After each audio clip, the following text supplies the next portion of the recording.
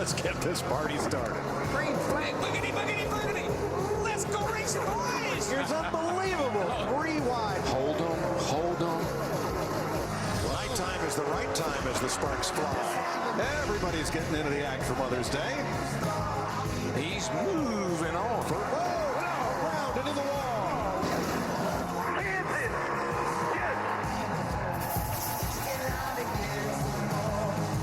That's the kind of action we expect tonight. Welcome to FS1's coverage of the Go Bowling 400. Beautiful night in Kansas. Clear skies, a lot of sun.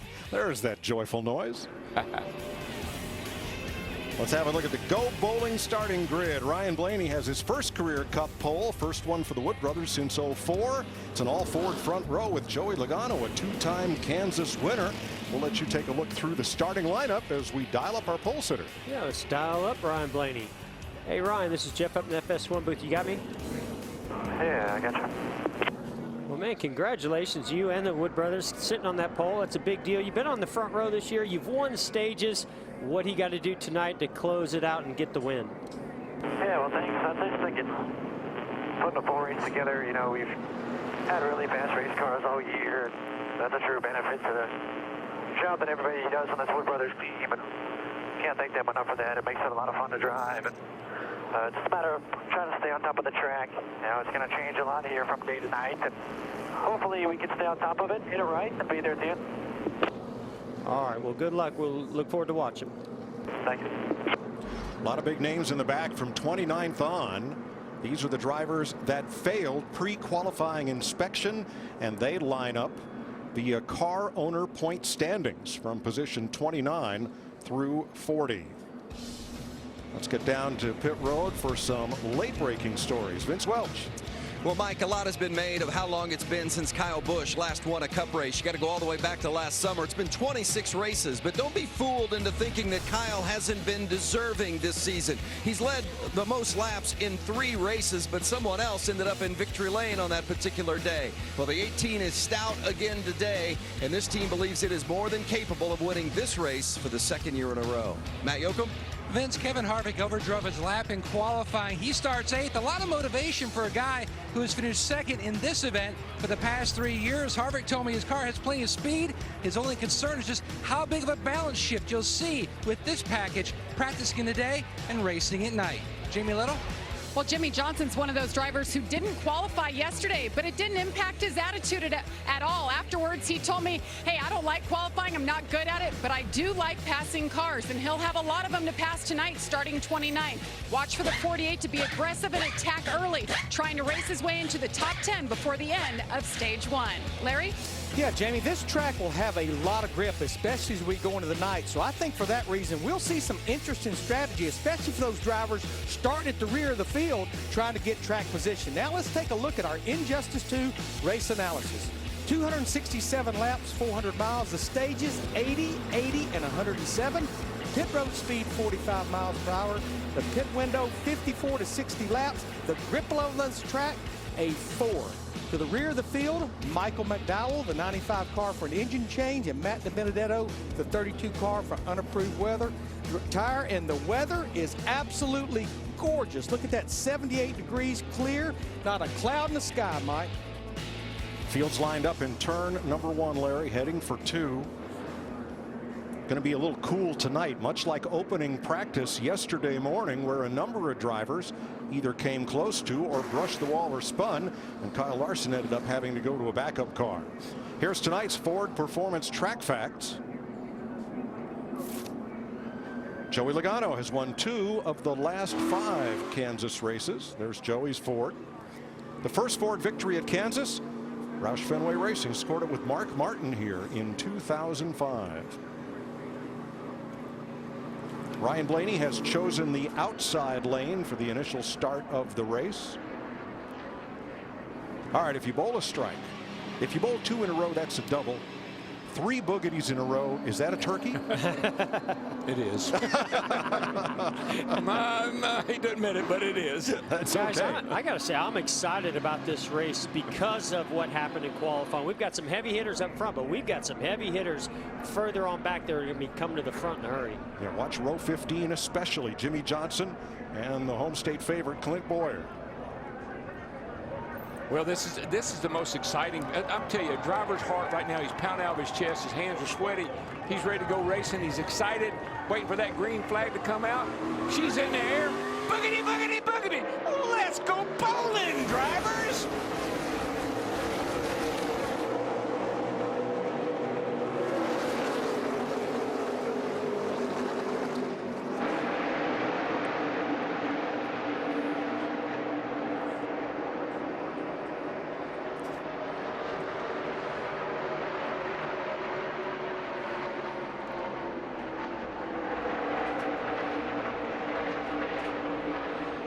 Every lane's a fast lane here, but Blaney took the outside, powered around Joey Logano, who slid up the racetrack and all the way back to 8th place. I think now you see why Blaney took the outside. He knew there was some grip out there. Logano shoved up the track over there off too and had to get out of the gas, lost a lot of spots. Yeah, I think that was a lot of him just trying to avoid making contact in the first corner with Ryan Blaney. He had to check up, lost a bunch of spots. And, you know, this is also part of that. It's so unpredictable. When you've been practicing during the day, you have no idea how to get the balance right for this time of day and what it's going to do, how it's going to change. Boy, Logano, again, the 20. I think the 22 of Logano is really loose. He dropped down there in front of the 42 and could not maintain that lane. No, he dropped down in front of him and they almost made contact. Yeah, Logano's already riding high. He's up in a high lane already. I mean, we're early in the race. I didn't expect to see that this early. Logano back to 9th.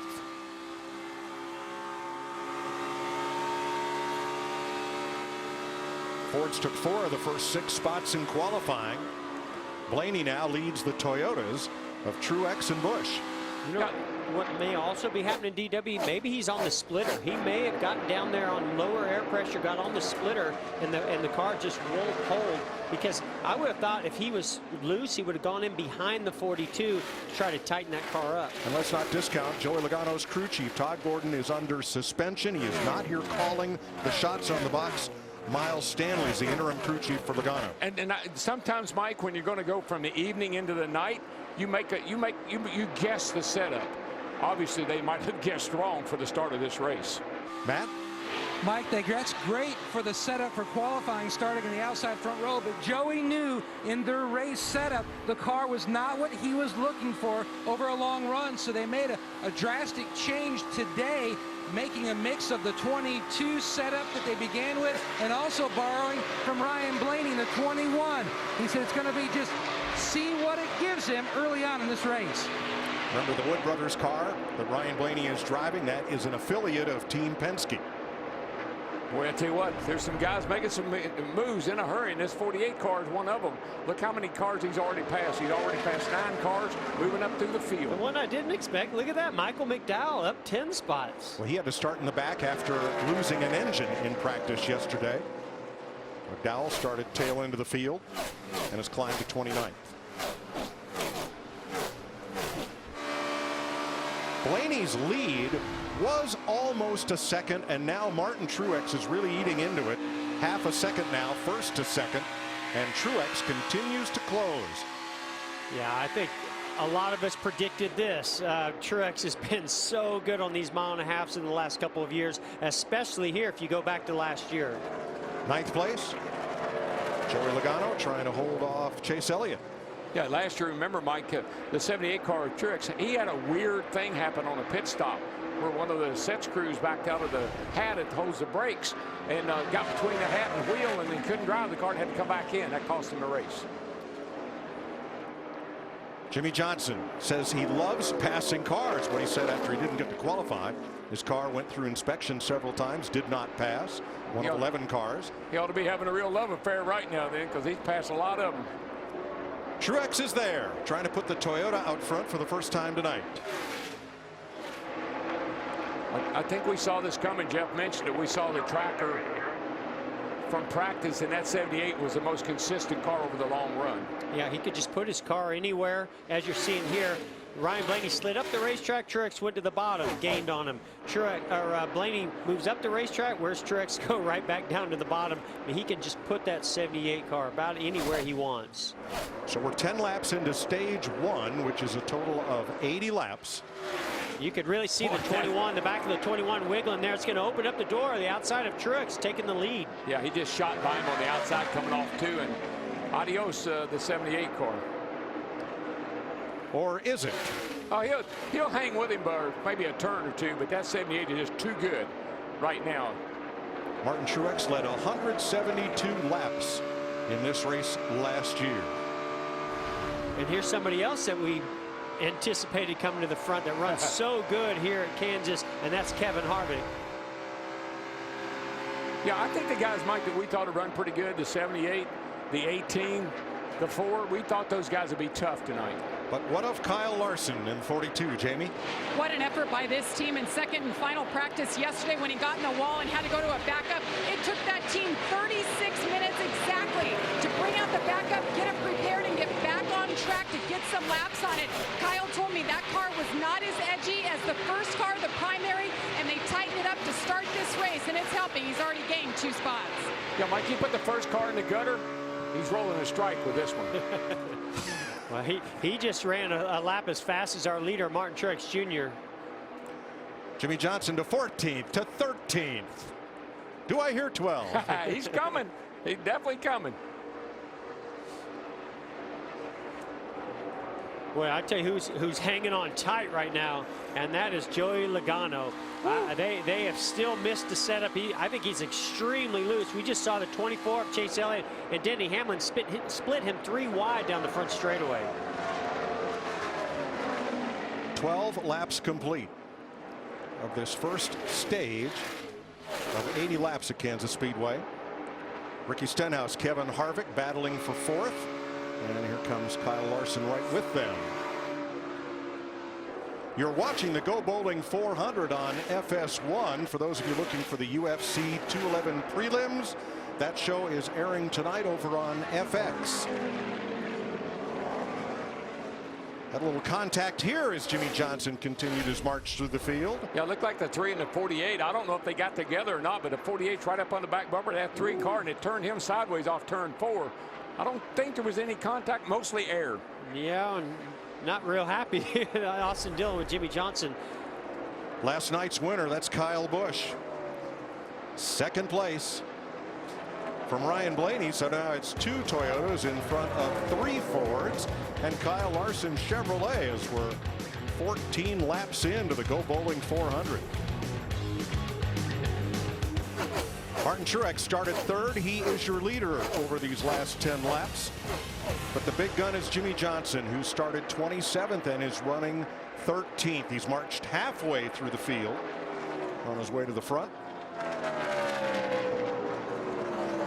How about Joey Logano, who started outside pole and has fallen back to 9th place? And there's more.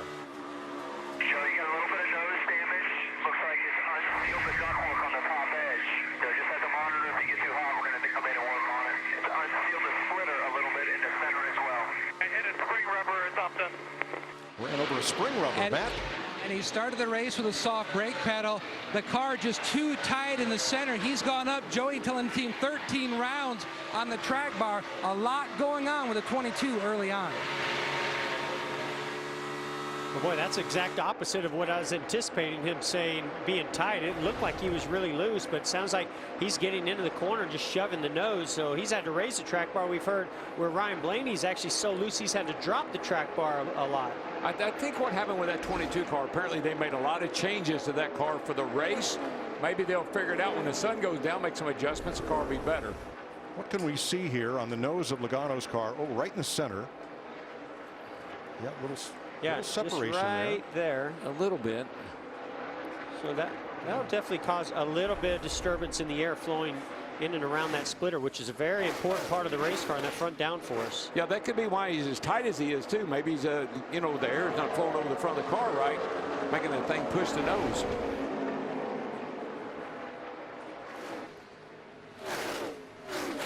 Meanwhile, Dale Earnhardt Jr. has climbed 9 spots from 31st. Vince? Well, they came into the weekend optimistic. Junior spent some extra time on the simulation this week. They were encouraged by some of the things they felt like they were going to be able to do with the car, and they've had good speed all weekend long. Unfortunately, they didn't qualify, so they started, as you noted, Mike, back in the 31st spot. They're up 9 positions. Junior says a little snug through the center, but otherwise it's pretty good. And Mike, I got to give a tip of hat to Dale Jr. He spent time in the simulator. That's something I don't think he's done a lot of, Jeff. You probably know that better than I. He goes bicycle right now with Jimmy Johnson and all those guys. He's kind of trying to get himself in the best shape he's ever been in. He personally is working very hard to try to get that team in that car where it needs to be. Yeah, we talked, DW, about how do you change your luck when things aren't going well. You dig deep. You show the team how committed you are to getting those results back. Oh, Clint Bowyer Bowyer gets Whoa. really loose. My gosh. I mean, I don't know if much Looked like of the air off of Junior's car caused that. I think that was just Bowyer trying to get a little bit too much throttle, and he's super loose off the corner. That's some Kansas dirt track. That's Eldora right there, but Bowyer started 30th. He is up to 23rd. And Jamie McMurray started 12th. He's gained 1 spot.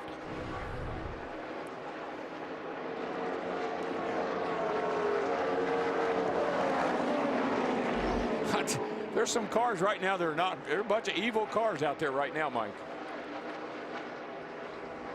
Practicing in the daytime, racing at night presents its challenges. Watch Landon Castle here. Oh yeah, up too high, just gets in that loose stuff, picks up all the debris on the tires, just about spins that bad boy out, hangs on to it. Nice job. And right in front of his teammate there, David Reagan. 26 laps complete. Martin Truex Jr. leading Kyle Busch. Let's hear from driver number 88. Dale Jr. here. Just like we're mixing it up out on the racetrack, Mountain Dew is mixing it up this summer with a new flavor, Mountain Dew Dew SA. So check it out, and also check out our new commercial coming up next. Welcome back. Up next, we have Dale Earnhardt Jr., who's got an exciting new product to share with us, Dewsa. Dale. It's actually Mountain Dew Dew SA. Oh, tell us a little bit more about this Mountain Dew Dewsa. Dew SA, like USA. Buckle up, America. You see, there's nothing like a good mix of red, white, and blue in your life. You are so right. So we've mixed Code Red, Whiteout, and Voltage together. Genius. Ted, let's mix it up. Oh, hold up there, bud. Don't waste your precious seconds mixing your Dew. Of course not. I mean, why would we do that? Why wouldn't we do that? Well, because Mountain Dew Dew SA is already mixed, so you can live your life in the fast lane just like me. Well, let's put the pedal to the metal then and say hello to Mountain Dew Dew SA.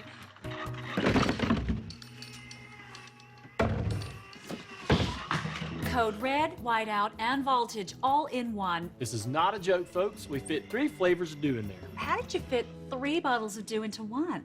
3 flavors. It's not 3 full bottles into 1 bottle. That's not possible. But it's a lot of liquid. It's quite surprising. Now, why don't we tell the folks at home what it actually tastes like?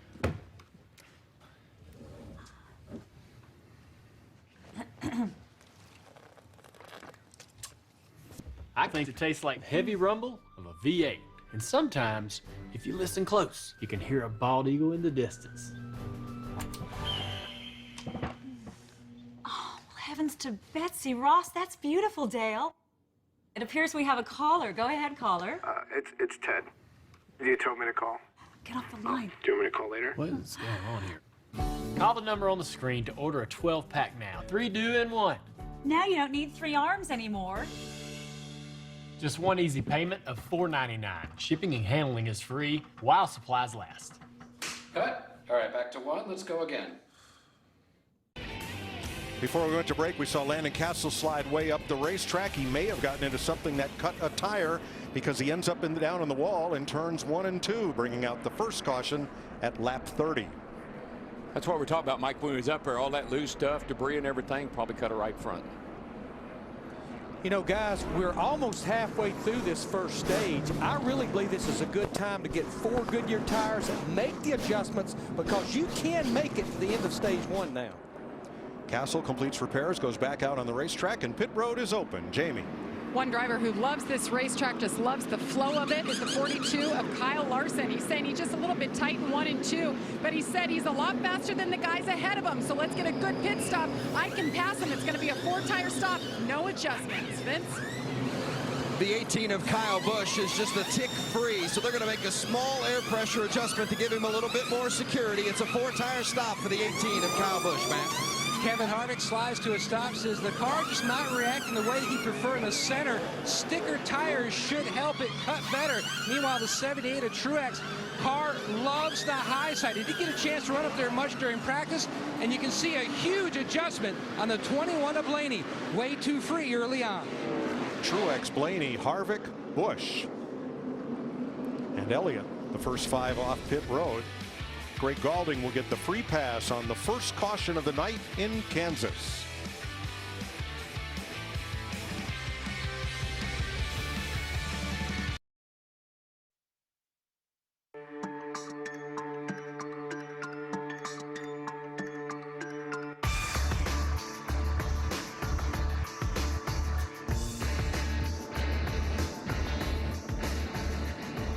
After a full Friday, 2.5 hours of practice and qualifying, 3 rounds of qualifying. Today, ready to race in Kansas, 33 laps complete. Ryan Blaney's led 9. Martin Truex Jr. has led the most recent 24 laps. How about our AARP keys to the drive? Yeah, Mike, tough for these teams to predict conditions since they practice during the daytime, but they're racing here at night. There'll be more front grip with the cooler temperatures, so the track will be fast, but could also be pretty loose. Drivers find speed by living on the edge and not stepping over it. And crew chiefs, well, they're going to want to find an edge by mixing up their strategy on pit road. Master the restart no matter which lane you're in. If you're in the inside lane, the apron is a very inviting place to move and make a move prior to turn 1. If you're restarting the outside lane, going 3 wide through 1 and 2 could vault you up the leaderboard. Martin Truex has chosen the outside for this restart. They're heading south and into a late afternoon sun as we go back to green.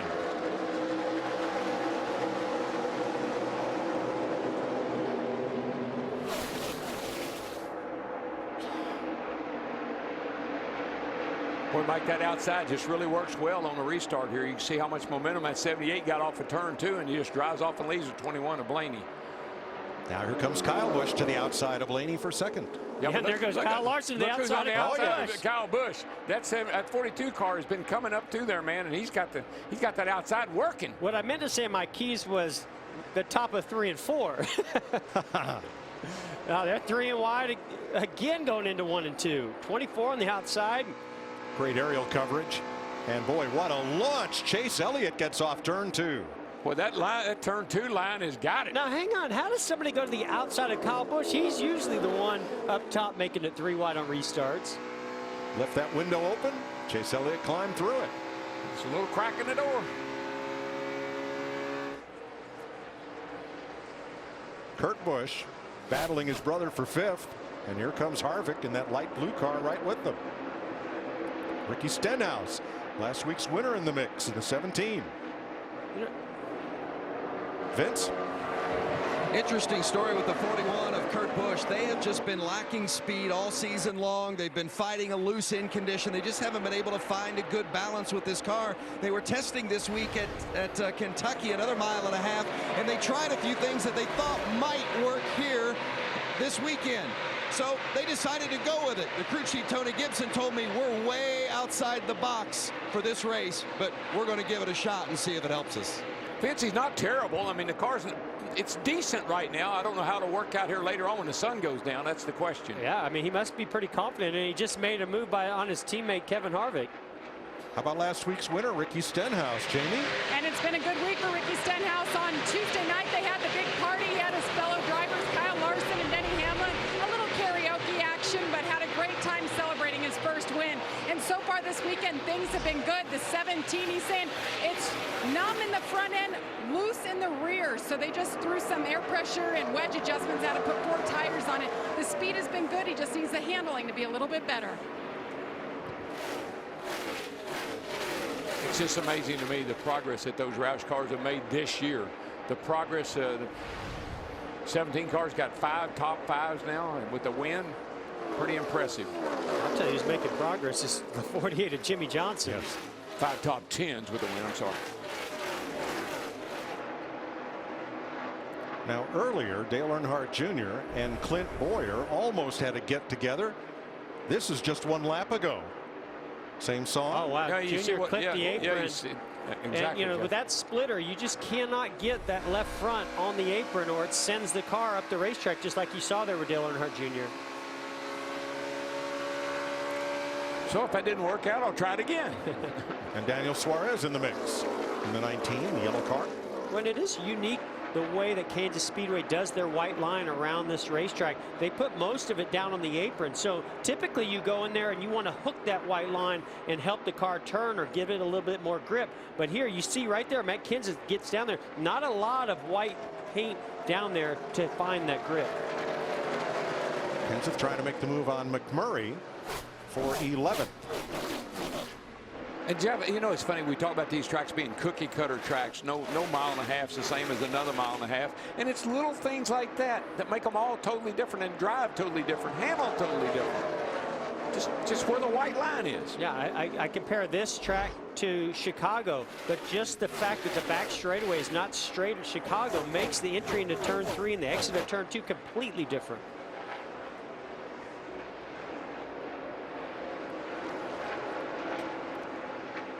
Out front, Martin Truex Jr. in his Toyota, 1.3 seconds ahead of Ryan Blaney. Matt? Mike, no changes for the 78 of Truex on that pit stop, but one of his complaints, very consistent with a number of other drivers in the field, just talking about how challenging that sun is in their eyes when they come down that front straightaway. It hits them at a certain spot. It'll only take a few minutes and that sun will be behind the grandstand, but Joey Logano, who pitted a second time to fix that nose again, he asked for a tear-off, a clean windshield. Challenging early on. Boy, I'll say the 22's got his hands full right now, but you know one thing he has? He got this cool visor that we saw. Look at it. This thing is really neat the way they made it. And these little corners right here, I asked him about that, and he said, well, if it's stuck straight out, it might get into the headrest, so we tip it down, but that keeps the sun out of his eyes, and he said it works to perfection.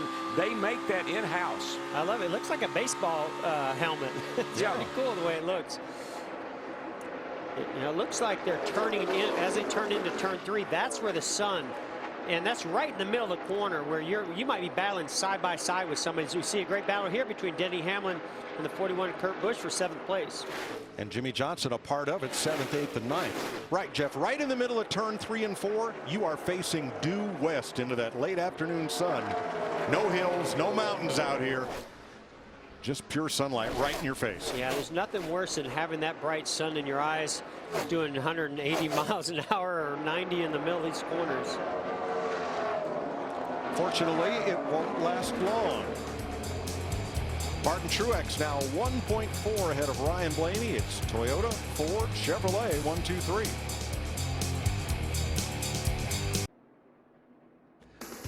Chevrolet, the official vehicle of NASCAR, is the most awarded car company 3 years in a row. Learn more at Chevrolet.com. Caution out at lap 50. Iowa driver Landon Castle with a right front problem. A big one this time. Finds his way into the wall for the second time. Well, third time, second caution. Pow. Wow. The back end stepped out, and when he tried to correct, it shot right straight in the wall. Did a lot of damage to the car this time. I've heard a lot of drivers talking about how edgy the cars are, but they also say that that up top there where it's gray, normally that's clean pavement and there's a little more grip, but he stepped right over it, and they've said this weekend there's no grip up there. It just goes away. Now, the first caution allowed them to pit and run the whole rest of this segment without stopping again. So what will they do? Beginning with Kevin Harvick. I mean, our lap times were just as fast at the end of the run as it was at the beginning. I don't know what you think here. Lap 50 right here, still got 30 more. As hard as it is to pass, I don't know that you can pit. It was Rodney Childers and Kevin Harvick. What do you think, Larry? I think we'll see a mixed bag. I think we'll see some possibly stay out. I think we'll see maybe some right side only. And then if you're at the back, come on and get 4 more tires and keep adjusting on that race car. Yeah, I'm going to be curious to see what that 21 car does, because this is where in Texas they got behind and they tried to win a stage. They won 2 of them, and then they got behind with strategy. See what happens here. Cole Witt will get the free pass on this, the second caution of the night. Are they all coming? Which way at the orange cone? Most of them to pit road, but not Harvick. Jamie. Split strategy. Well, the 42, it loosened him by actually getting those 4 sticker tires. He's a little bit loose off the wall. It's his only complaint. They tore a tear off so he can see clearly, and another 4-tire stop. Vince? Well, the 24 of Chase Elliott, that first run was a little bit snug. Made some track bar adjustments on his car as well. They're going to put just right sides on the 24. Matt, contact with the 24, leaving pit road. Close call there. Meanwhile, Truex's car, they're going to go with a 4-tire change. The 21, he was much better firing off after that wedge adjustment. Dale Earnhardt Jr. just gets out of his pit, avoiding Michael McDowell's car. They are servicing McDowell's car while it faces the wrong way because it is parked within his pit stall. So that is legal, but look at the damage to Chase Elliott's number 24. And this is one of the challenges that comes along with taking 2 tires. You get in and out of your box while cars are still coming on pit road. Somebody's got to make that call, let him know he's got to wait for that 95 to come into his box before And they were so lucky not to hit Dale Earnhardt Jr.'s tire carriers and tire changers right there in the midst of all that.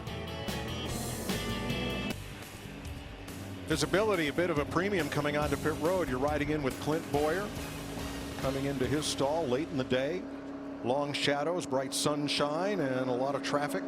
All these LED lights on those pit signs have helped visibility so much. You want to spot those signs about 10 stalls away. That helps you maximize your speed getting into the stall. Yeah, Mike, what you try to do is find a spot on the wall or an opening that you're close to or something that gives you an idea about where you are.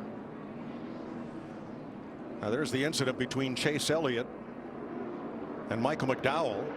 Elliott leaving his pit and McDowell. Yeah, a little displeasure there, but I'm sorry, that was not Michael McDowell's fault. I mean, he was coming in, and to me, you know, that's clearing the 24 car of Chase Elliott out of his pit box. That can either be done from the top of the roof by a spotter or by the crew chief on pit road, but they have to be aware, especially when they're taking 2 tires, to be aware that they have to be very clear when he can exit. So it's the responsibility on the car leaving, not the car entering? No, if the car's entering and he's early and he sees that car's going to step out, yes, he can slow down and prevent that from happening. But to me, the 95 was already committed into his pit stall, and at that point, it really was on the 24 car. It's a failure to communicate somewhere. Chase Elliott will pit. Landon Castle, the cause of the caution, is back out there and up to speed. Danica Patrick started at the back. She was too fast exiting. And here comes Martin Truex. He wants the lead back. That 13 was in the way, and I mean, he rooted him out of the way and got by him. Truex did, but 13's falling back like a rock. Looked like a little bit of wheel spin on that restart, allowed Truex to get him 3 wide, and then he's just so vulnerable back there now. Ty Dillon falling back into the field. That caution flag, a break for Kyle Busch. They had a grill issue and the car was starting to overheat. They got to pit and fix that. So Busch back out there in 3rd place. Let's see if there's any contact here. Mighty close. See that 70, the 13 moves down, the 78 said, well, you move down, I can move down lower. Yeah, the 13 actually got a pretty good restart. He just went down to try to block that move. As he came back up, the 78 Truex anticipated and went 3 wide. Now the 13 was on old tires. Ty Dillon did not stop. That's why he restarted up front. Probably got a little wheel spin on that restart, and that allowed Truex to get under him like that. Also keep an eye on Daniel Suarez, who restarted 5th after taking 2 tires. That was for track position. He had been running 21st at the caution flag, restarted 5th, currently 10th, as Blaney goes to the inside on Kyle Busch. Another guy in a, watch this, it's pretty crowded right here. Eric Jones in the middle, got the Chevy, Toyota, Ford right there.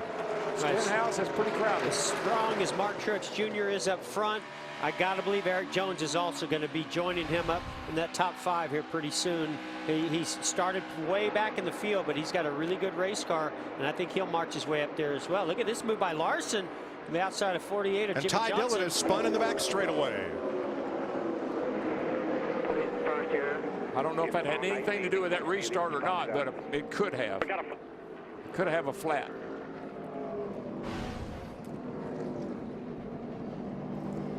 Flat right front tire. I think that's, I don't know, I think that started on that restart because he just wasn't able to go. He wasn't able to cut down.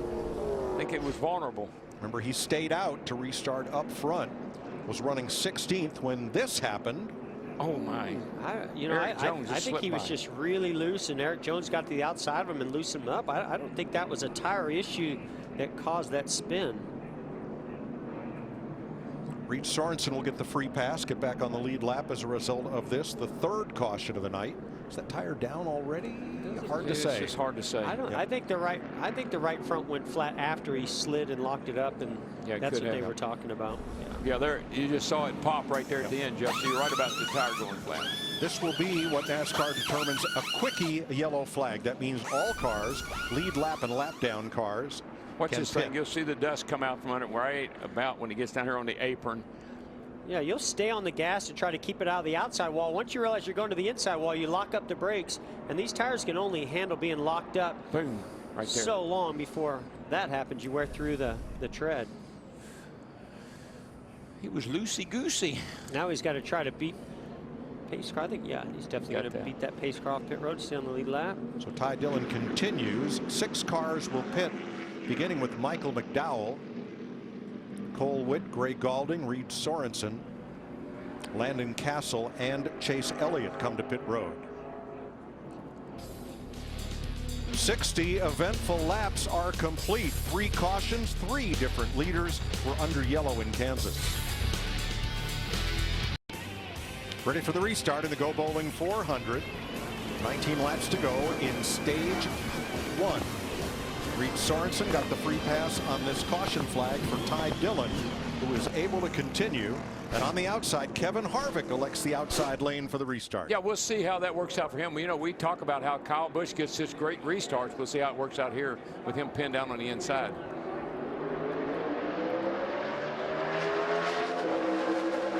'78 already going to the outside.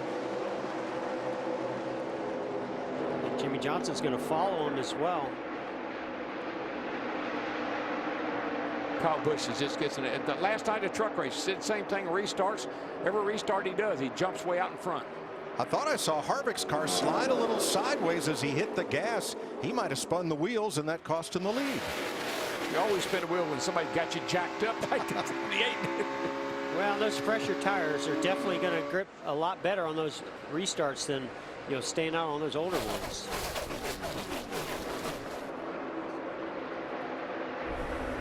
Let's listen to Kevin Harvick on the restart.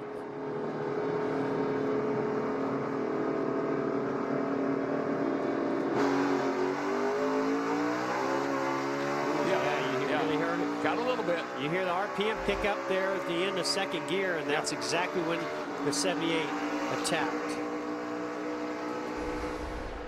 How about that Jimmy Johnson guy that started way in the back, and look where he's running now, 5th.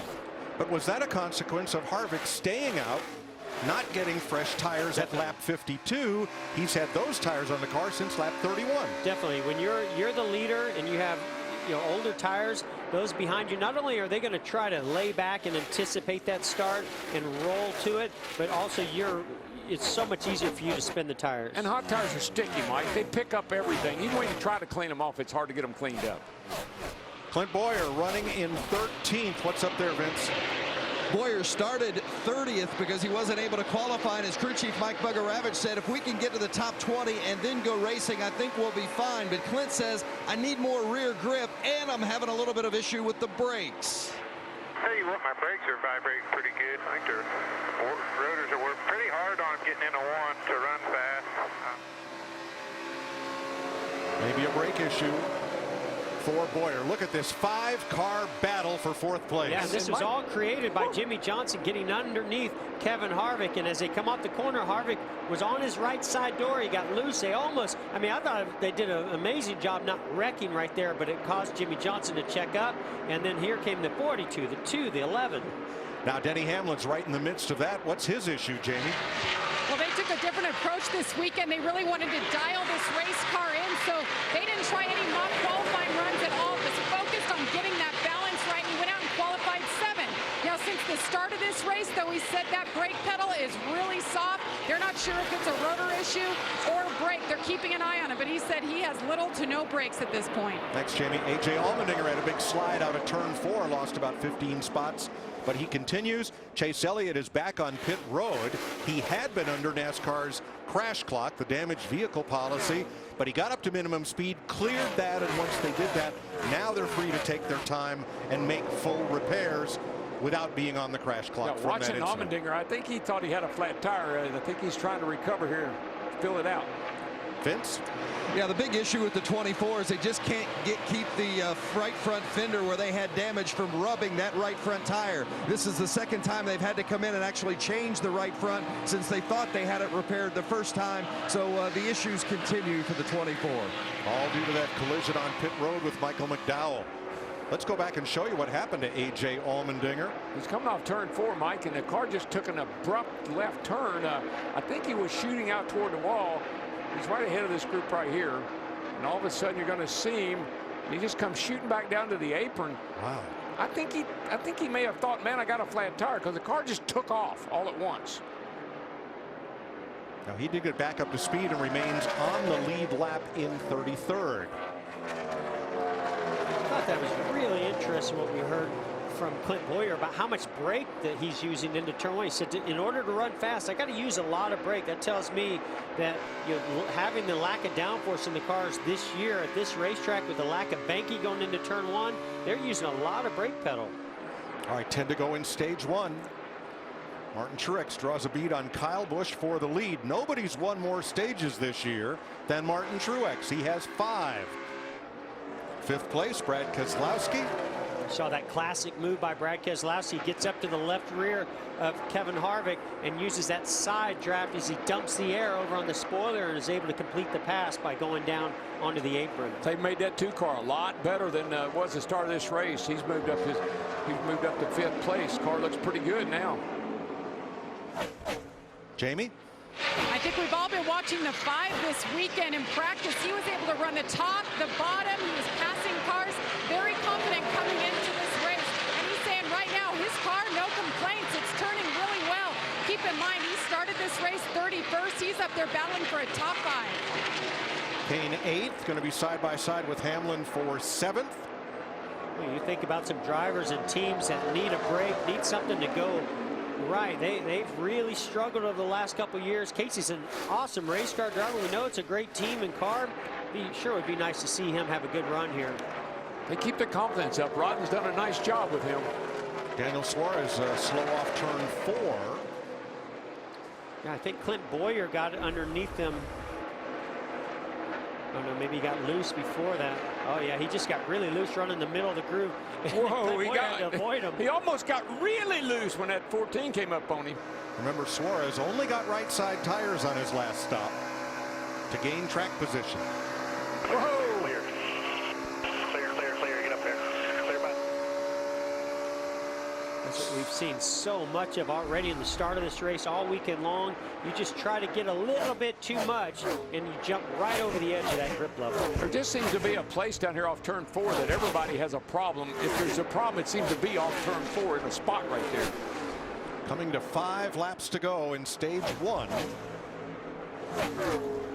Brad Keselowski holding on to 5th place right now. Matt? Early on, Mike, he was really working that track bar adjuster, changing the balance of that 2-car. And as you guys mentioned, the only issue he really has is when he gets mired in traffic and the balance really swings hard, loose in, and tight across the center. They didn't make any adjustments on that last stop. They're in the ballpark. There they are. Their lap times look really good. They're comparable to our leader right now. Every now and then a little bit quicker. So the 2 definitely has come alive. And DW, that tells me the track conditions are changing and suiting. That's them, predicting which way the track was going to go, and it's coming to them. 10th place there is Kurt Busch, the 41, just ahead of Austin Dillon with 4 to go. Jeff, I always say a crew chief has to do a selling job on these guys, on the driver early on, because the track's going to change and the car will come to you. Here are your stage winners this season. Kyle Busch trying to pick up his 2nd. And by stage wins, we mean the stage 1 and 2. Stage 3 is, of course, a race win. Big moment by Kasey Kahne getting loose off of turn 4. That was a tank slapper. I tell you what, Jeff, it's obvious that rear spoiler is not very big on these cars right now, and downforce, rear downforce is really playing into causing a lot of problems for these guys. Getting in the corner, getting off the corner, just not enough rear downforce. 2 laps to go. Makes a fun race, though, doesn't it? Oh my goodness, a lot of fun.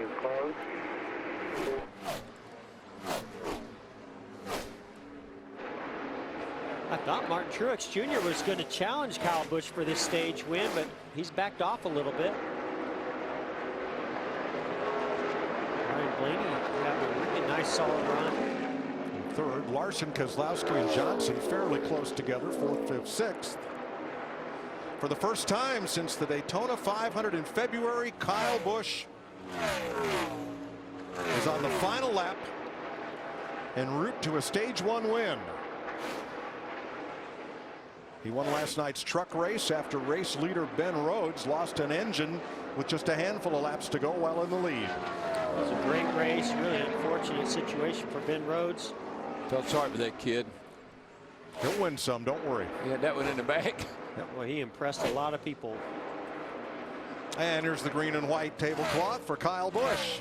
Stage 1 winner, 1 second ahead of Truex, 3 ahead of Blaney, 5 seconds ahead of Larson and Keselowski. Jimmy Johnson 6th. Kevin Harvick, Denny Hamlin, Casey Kane, and Kurt Busch are the 10 drivers who earn championship points in stage 1.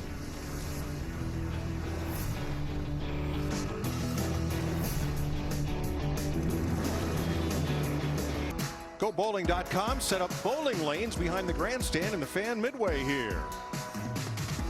Southpaw Ricky Stenhouse, the Talladega winner, shows off his form. And here's Larry the Cable Guy with a strike and the same shirt he had on today. Well, nice job by Mater. PBA Hall of Famer Chris Barnes helped out with a little coaching. Go to GoBowling.com and find a bowling center near you. Bunch of pinheads right there. Yeah. If I didn't have his old bad knee, I'd been over there bowling with him. Uh-huh. Oh, we've been bragging all weekend about our bowling games. Yep. We always like to joke about stats and DW.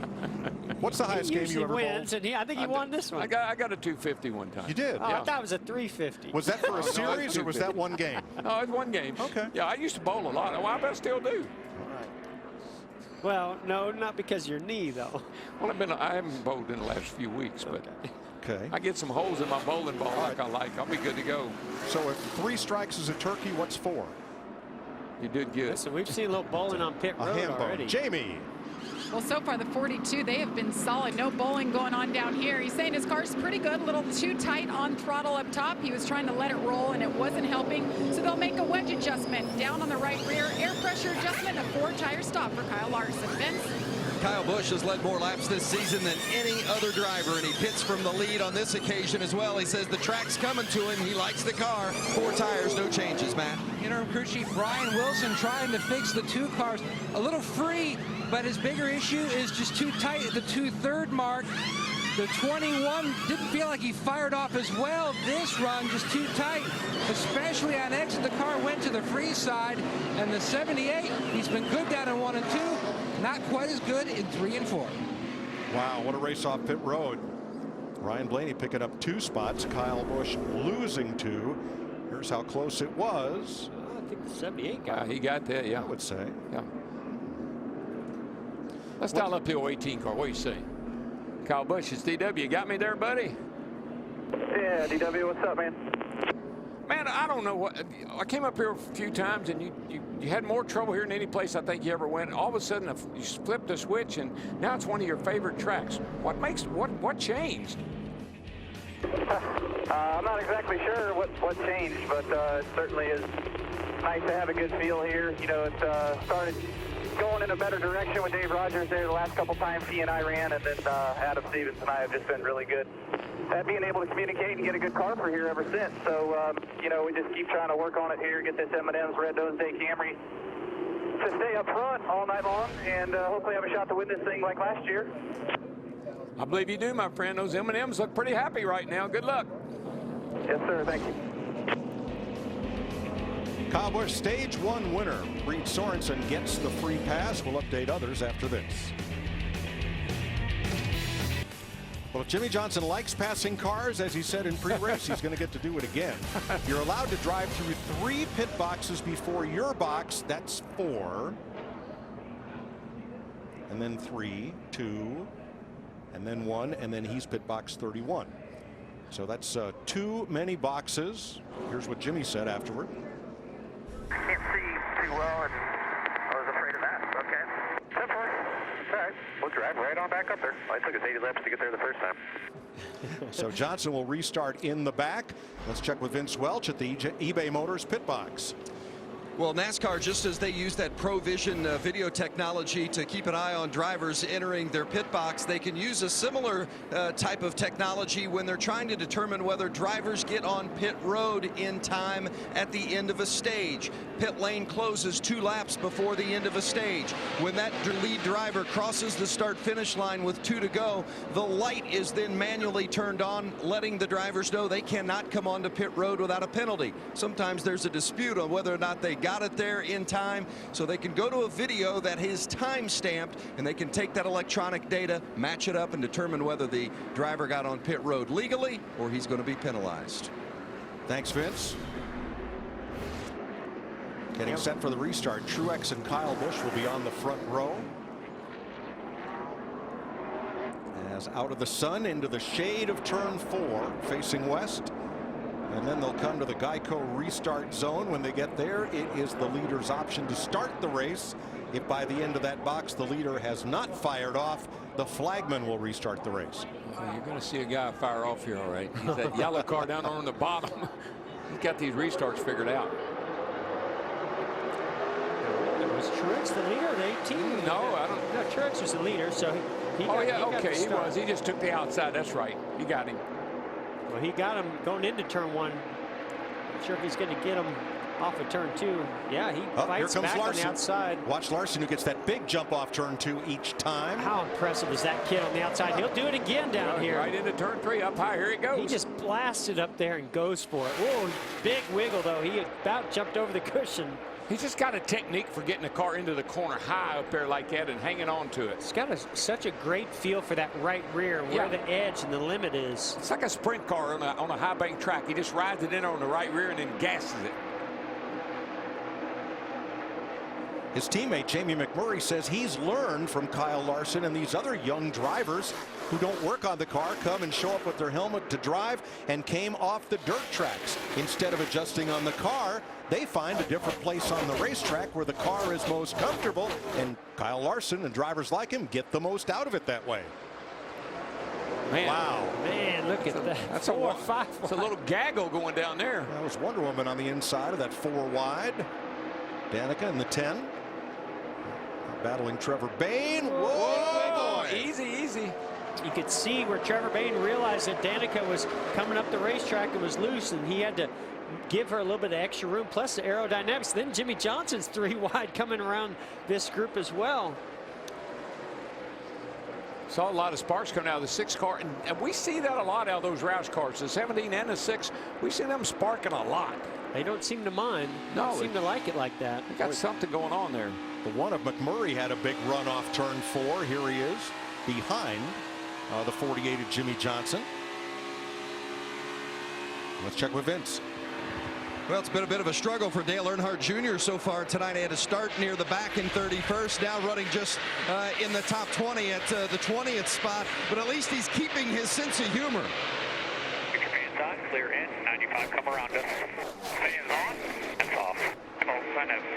Just missing. Let's get these tires on here tight. I don't care how long y'all take.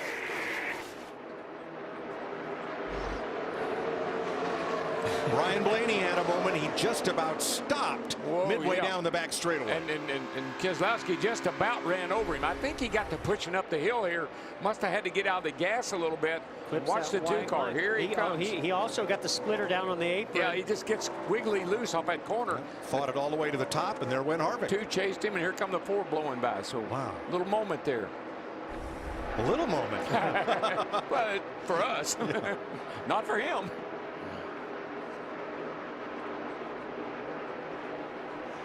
Well, it's time to pick 2 for our McDonald's McCafe refreshing picks of the race. Mike, I got this. Oh, do you? Yeah. Go ahead. I think we all got this one. Ding, ding, Captain Obvious. It's I would say the 78 and the 18 would be 2 good choices. Not necessarily in that order, but okay. No, 18 and 78. I got them backwards. Well, that's how they're running on the track. You want your fries before your burger or your burger before your fries? I just think I'll drive straight through. Okay. Hey, drive-through penalty does not apply at McDonald's, okay? Here are your lap leaders so far tonight. Martin Truex, 54 laps. Kyle Busch, 20. Kevin Harvick, 10. Ryan Blaney, 9. Those are the only drivers to lead tonight. But we still have 173 laps to go and 2 stages. I think just about everybody expected Martin Truex to be the car to beat here tonight. Oh, I agree with that. And Kyle Busch is, in hot pursuit. We figured he's going to be pretty good too. Those 2 cars have just been pretty awesome in practice. How about Talladega winner Ricky Stenhouse? Jamie. Yeah, he's really been struggling with the balance of his car. They thought they were pretty good coming into it, but he just has no turn through the center, and he said it actually feels like he has no tires. A strange feel. The caution is out, Mike. That is Eric Jones going around in turn 2 from 9th place at lap 96, 5th caution flag of the night. Remember, he did that in practice, Mike. Coming off turn 4, he lost the car. Very similar situation. Got it down into the grass here on the front straightaway with limited damage. Lucky again. And he was really doing a nice job working his way up. Just got loose. Yeah, that's just the car is just rotating a little bit too good. Gets on the right rear and it just steps out. Nice job, though. It looks like he might have done a good job of saving it. Not the tires. I don't think we've seen the last of him tonight. No, he's got a fast car. We saw that from practice. He had a fast car, and he was one of the faster cars in the race here, but he just had a problem there. Got a little loose.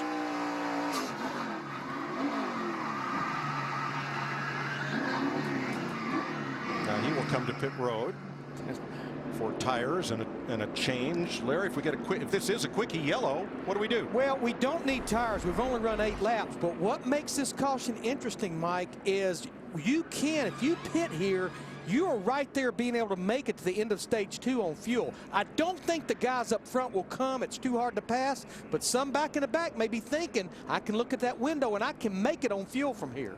Well, what we've seen is on later restarts in a stage, cars with old tires have not been faring well. Brad Keselowski. Keselowski's going to come. Eric Almirola to pit road. And we know Keselowski can make it.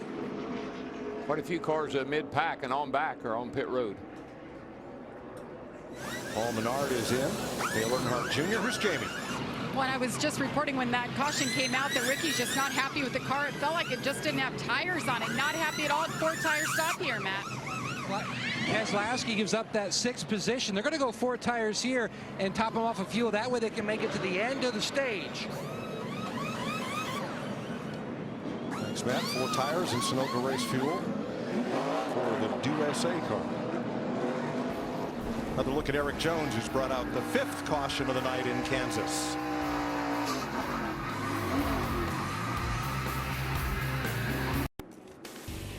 Getting ready to restart as Larry takes a look at tonight's Liberty Mutual Insurance Worry Less strategy.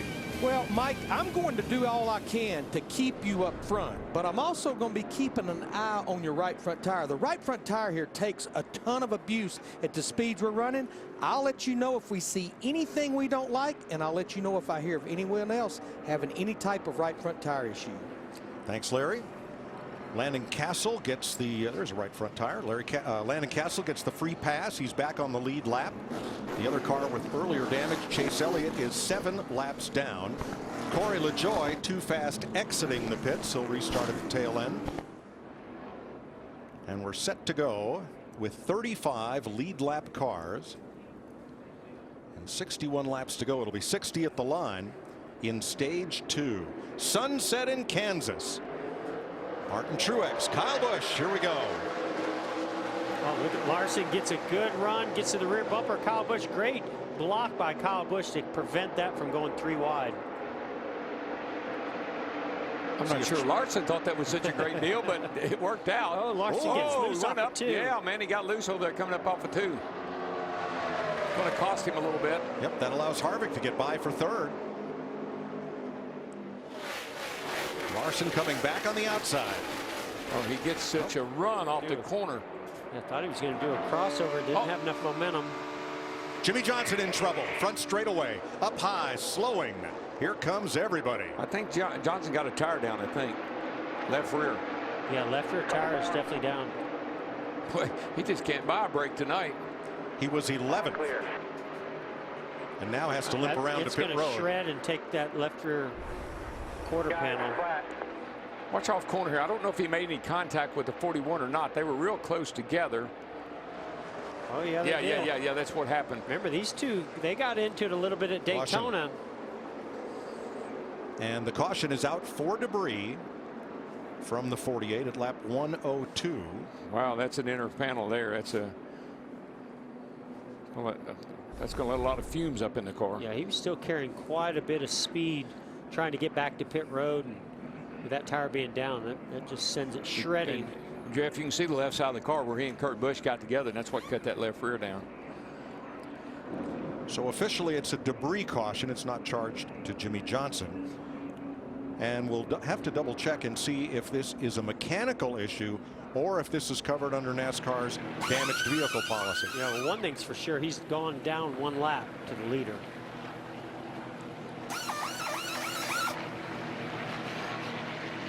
Clint Bowyer was right behind Johnson when this developed.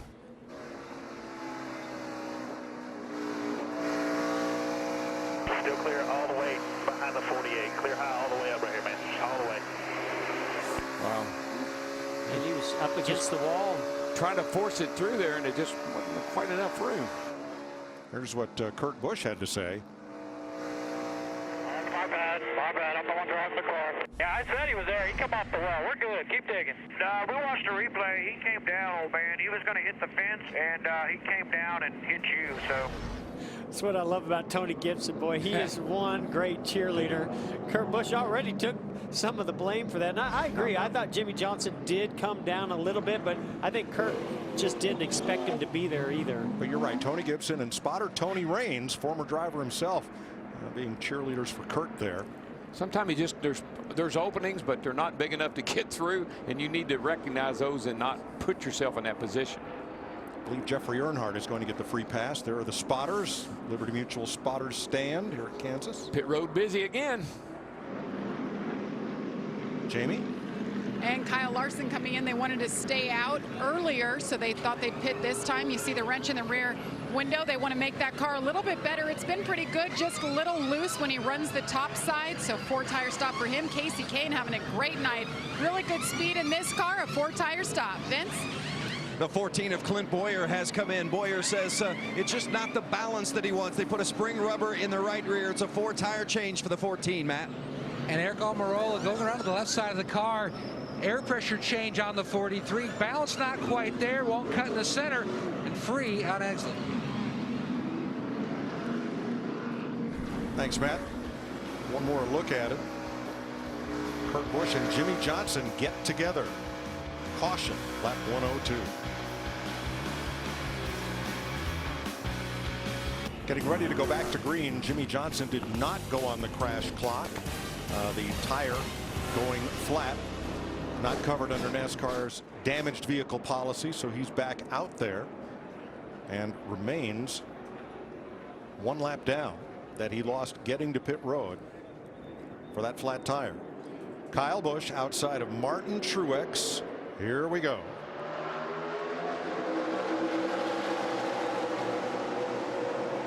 Kurt Busch down the inside, 3 wide. I mean, we're going to see this on every restart. Somebody's either going to go to the apron and take it 3 wide or to the outside through 1 and 2 and 3 and 4. Nice restart by Ryan Blaney getting up into the 2nd position. Yeah, Jeff, he's been hanging in there really well, top 3 or 4 the whole night, and that car looks pretty racy.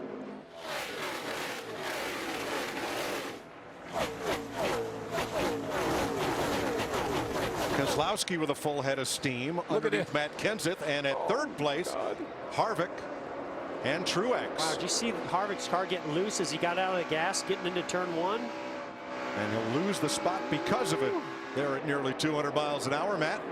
Mike, we replayed earlier the video of Kevin Harvick having to really pedal that 4 car on the restart, and that's what he has to go through each and every restart. He just spins the tires too much. Harvick told his team, we're getting very close. I can run the bottom now. That's usually when you see the speed really show up in the form. A.J. Allmendinger dropping through the field like a rock, and boy, that stacked things up and really spread the field out all the way back. I know they get gone up front up here, Mike, but this mid-pack right here is a mess. Clint Boyer might have had a little contact there. I'm surprised there wasn't more contact. They were 3 and 4 wide, and they're just running all over each other, high, low, middle. What a mess. Here you'll see it. Boyer behind Allmendinger. That's what I top right here, man. Go get some. Inside. That's Corey LaJoie. Little bump. They're just trying to help him out. Yeah, just give him a little push. Still middle. Yo! Inside, middle. Well, that could have been big. Still middle. Inside here, outside. There was nowhere to go there for Eric Jones. You're clear. Yeah, and A.J. Allmendinger was just holding on, trying to keep it going straight. See, Mike, those are the things we see up here that those drivers out there never see. They don't know all that's going on. Things they don't want to see. Nope.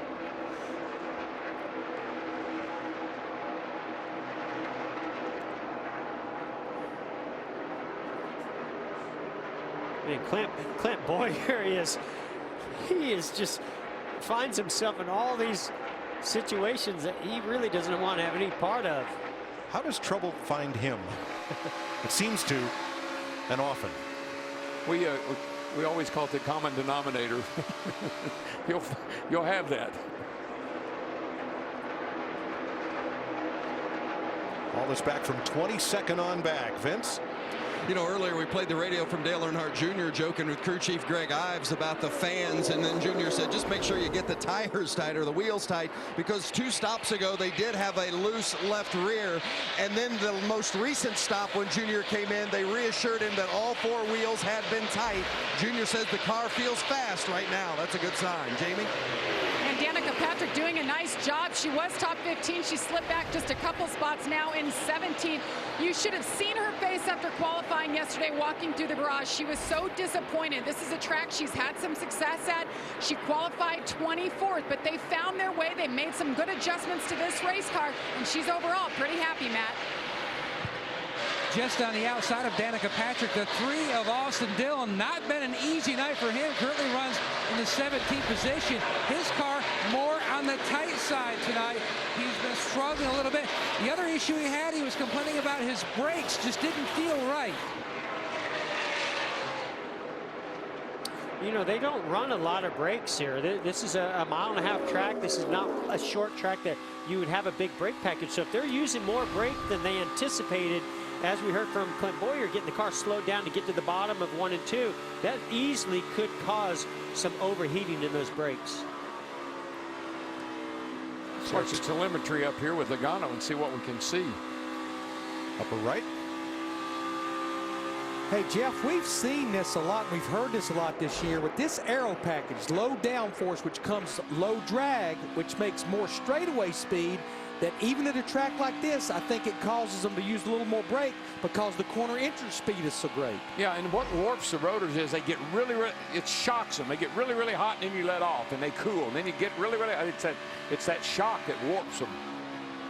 You can see the glowing at the left front of the 3 on Austin Dillon. That's how much brake they're using. You never see brake rotors glowing on a 1.5-mile racetrack, so that tells you a lot about what they're doing. That's 20th place Austin Dillon. Kyle Larson just moved into 10th place, now takes 9th. What makes that significant, he is the only Chevrolet in the top 13. Kyle Busch's Toyota leads from Ryan Blaney's Ford. Did you see Jimmy Johnson just shoot around the 3 car? Yep. Boy, they haven't lost any speed in that car. Jamie, what's up with Stenhouse? Well, Ricky Stenhouse came in and pitted last time around. They took 4 tires. Then right afterwards, he said, guys, I have a vibration. I see the car chief, Mike Kelly, walking down pit road, shaking his head right now. They didn't get him tight. Wow.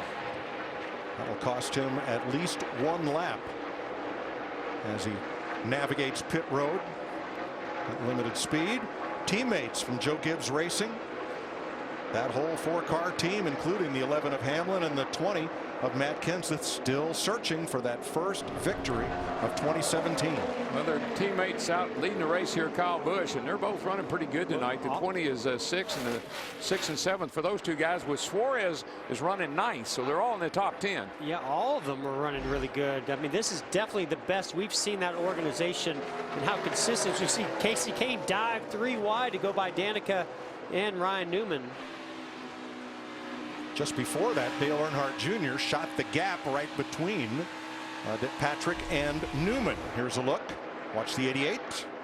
Well, Mike, we heard the report there that Junior was very happy with the car. Thought it was handling and running really well right now. And you see him kind of make a bold move right there and split the difference. Yeah, he was getting after it. The car's a little loose. You can see the back end wiggling a little bit, but not stopping him from getting in the gas pedal, making a move like that. The update on Stenhouse, a loose left rear wheel was what brought him back to pit road. 42 to go in stage 2 of the Go Bowling 400. Kyle Busch 1 second ahead of Ryan Blaney. Martin Truex within striking distance, and Jimmy Johnson fighting back from his 4th penalty of the year,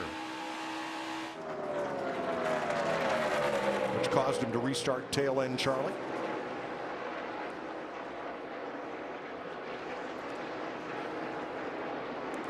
Brad Keselowski in 5th place. Matt. Mike, his night has taken a turn here. Keselowski just came on the radio a few moments ago telling his team, I believe I've got something amiss in the right rear, possibly a loose wheel. He's hitting pit road. Couldn't take it any longer. The vibration just too much on the tube. And another contender will fall off the lead lap with this green flag pit stop as Kyle Busch completes 121 laps. A rash of loose wheels tonight.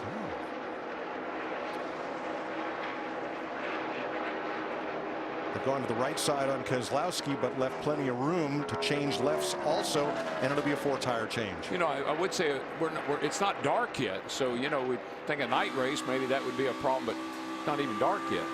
I just think it's the pressure on pit road of how quick those pit stops are becoming, and you having to keep up with the competition. You know, that one little Chevrolet in the top 10, Larry, he keeps getting closer and closer to the front. Well, and one reason, Mike, he has much fresher tires. Remember, he pitted that car at lap 103, and I look at everybody he's racing around back through Kurt Busch in 9th.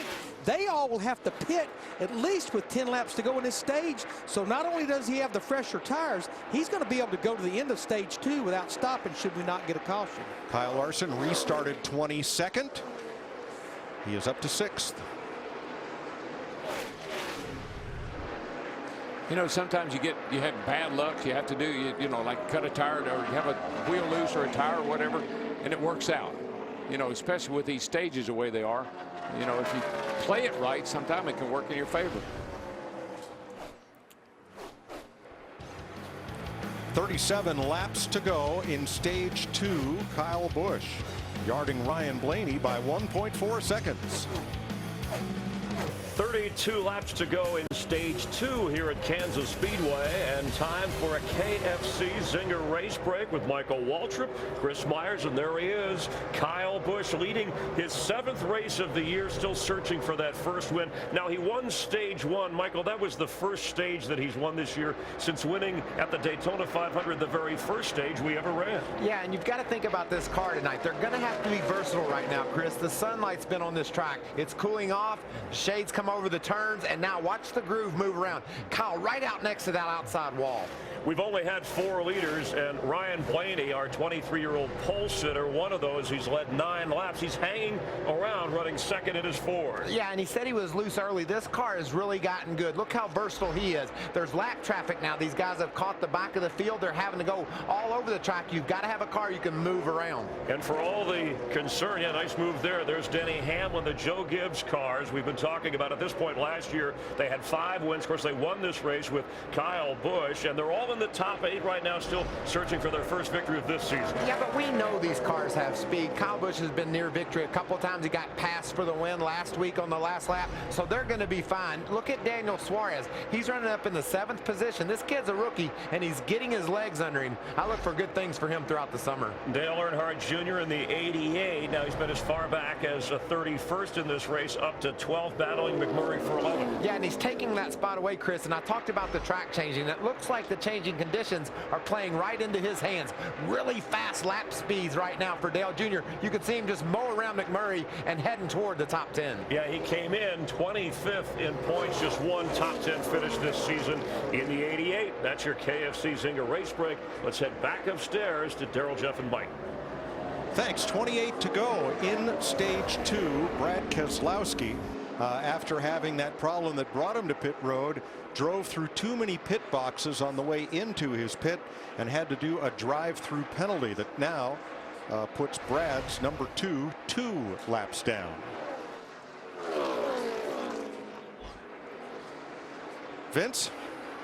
Well, we've noted, and Michael just spoke about Dale Earnhardt Jr. and running those good lap times, but for the second time tonight, Jr. thinks he's got a loose wheel, so keep an eye on the 88. Oh, that was his big problem last week at Talladega. Yeah, they had to put a wheel spacer on last week after they figured out what was wrong with it. 41 just got up in the wall. Big time. Trying to get to pit road. Man, that was aggressive getting to pit road. Great job by Kurt Busch. No caution. I think his right front's down. It looks soft. That right front does. Kurt was running 10th when that happened. Vince? Yeah, there you see it, guys. That flat right front on the 41 of Kurt Busch. We told you before they were trying an experimental setup, and it had been working pretty well. The car had been decent, although he'd really been fighting loose in and tied off. Going to make a 4-tire change. You see the fire inside that right front tire. Then working those brakes, Matt.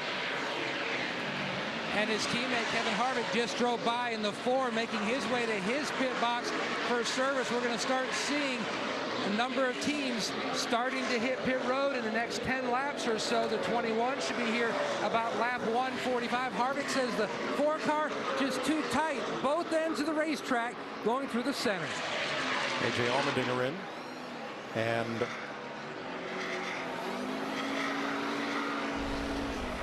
now Kurt Busch will be on the crash clock.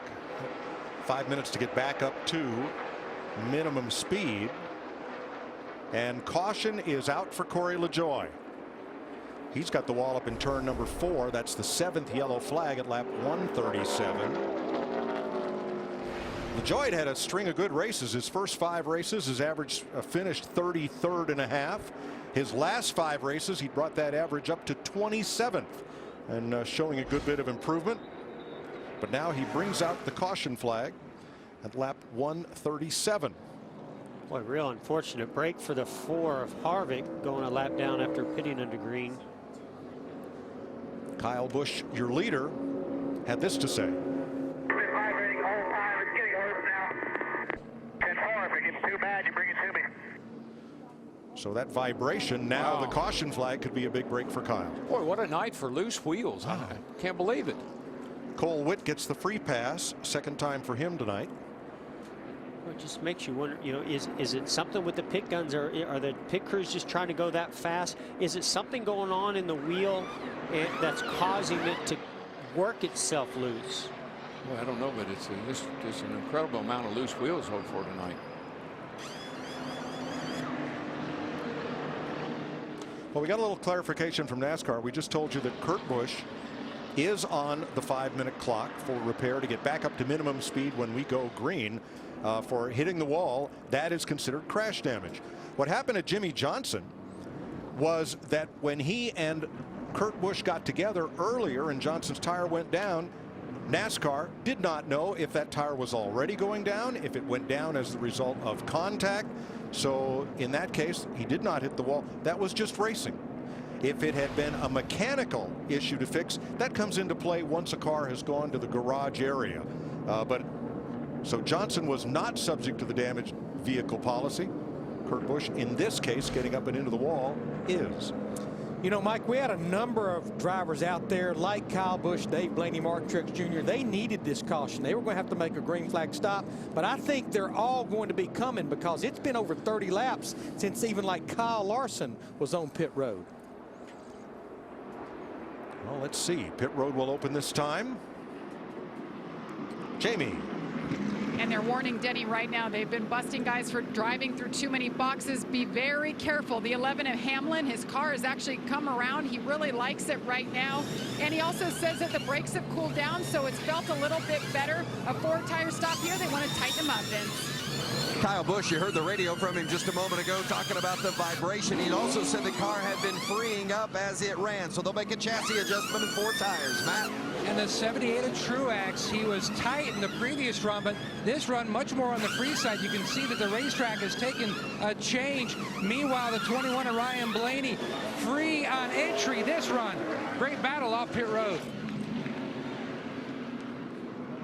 There's the battle off pit road. Ryan Blaney, Denny Hamlin, Kyle Busch. Boy, that #1 pit stall. Boy, and he just barely. Just barely. I didn't think he made it, but he did. 21 laps to go in stage 2. Monster Energy Series racing on FS1 is sponsored by Injustice 2. Available Tuesday on PlayStation 4 and Xbox One. Look at this beautiful Kansas Speedway from our aerial coverage provided by Goodyear. Everything they learn making tires for the grueling demands of NASCAR inspires what rolls into yours. Goodyear, official tire of NASCAR. 20 laps to go in stage 2. Larry has the tail of the tape on these pit stops. Well, I hate to say Kyle Busch had a slow stop. Look at that, 12.2, but 11.9 by that clue Jeremy Bullins and the 21 of Ryan Blaney. But Jeff Gordon has been saying it, that #1 pit box by virtue of sitting on the pole right there at the exit of pit road, that is making a huge difference for that team. But a good solid stop at 11.9. Now, Dale Earnhardt Jr. also had a slow stop that time. He's back in 17th. Here is some of their team conversation. Why does stop take so damn long? Because they look good. That's, I mean, I'm trying to find every little detail, and, you know, they look tight. So, all right, that's fine. Why did we have such a long stop? It felt long. Just getting used to that hammer gun, and we'll get it sped up. I guess I did ask for you to take your time.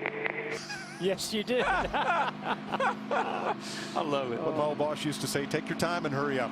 But you know what I heard there? What is the hammer gun? I guess he was just hammering those lug nuts. No, I think that's just a new design or you know, something that they're trying out on pit road. I think a lot of the teams are going to different types of guns on pit road. Had to get used to it, whatever it was.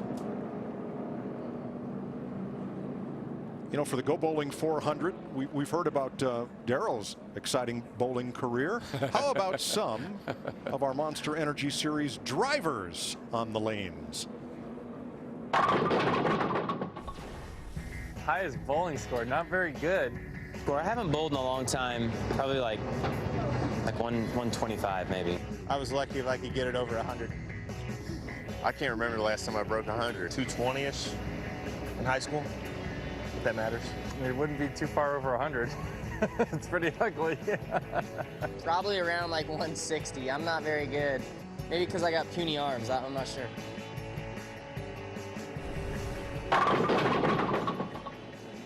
All right, well, if 1 is a strike and 2 in a row is a double, we've already talked with Darrell about what 3 in a row are. And it's a quad. 4 in a row is quad. That'd be a turkey. 4 in a row is either a ham bone or a 4-bagger. 5 in a row is a Yahtzee. If you've ever played that family dice game, you know what that is. Yeah. And 6 in a row is, of course, a 6-pack. Perfect. No, a perfect game is 12 in a row. Oh, that's perfect.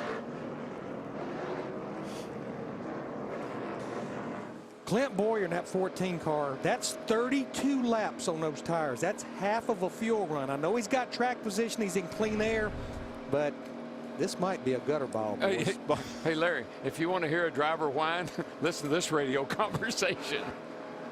When he gets back to green. Can you hear those tires spinning on the restart now? He's going to have to pedal it. What were you thinking? All right, we're going to ride and listen with Clint Boyer. 1. Right on your bumper, out back, inside. Right on your bumper, protect the top. Protect the top. Right on your bumper, by 2. Protect the top. Coming middle. 3 wide, you're up top. 3 wide, you're up top. No crazy runs around you. No crazy runs here. 3 wide. 3 wide. Nothing in front of him. 3 wide. Whoa! Almost 4 wide. Whoa. Almost 4 wide as Denny Hamlin backed up in the high lane. Yeah, he couldn't get off turn 2, and he backed up a lot. It caused a big traffic jam, but they worked through it for the moment. Suarez got really loose. Going to lose a lot of spots. And he'd been running the top 10, running pretty darn good.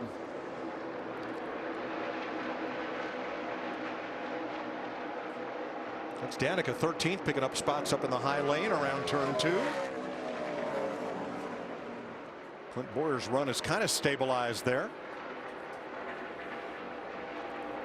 One car slow on the apron. I believe that's Carl Long coming to pit road, running his first Cup race since 2009. And he gets back up to speed. Paul Menard backing up now. You know, I think that's just a sign of Clint Bowyer feeling, hey, I need track position.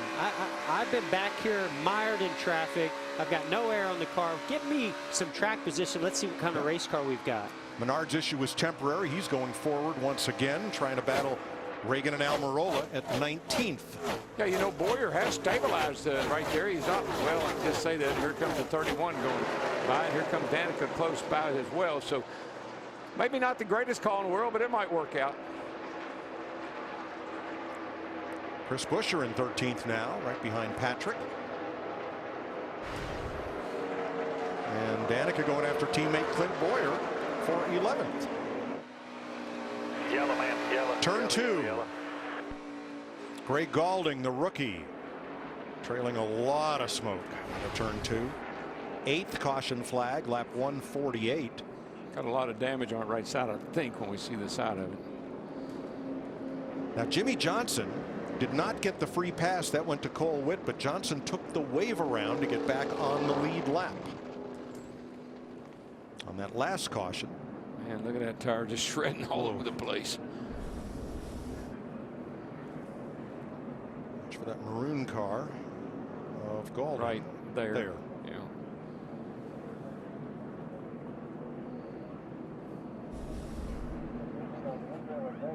And I believe Kurt Busch will be the free pass on this caution.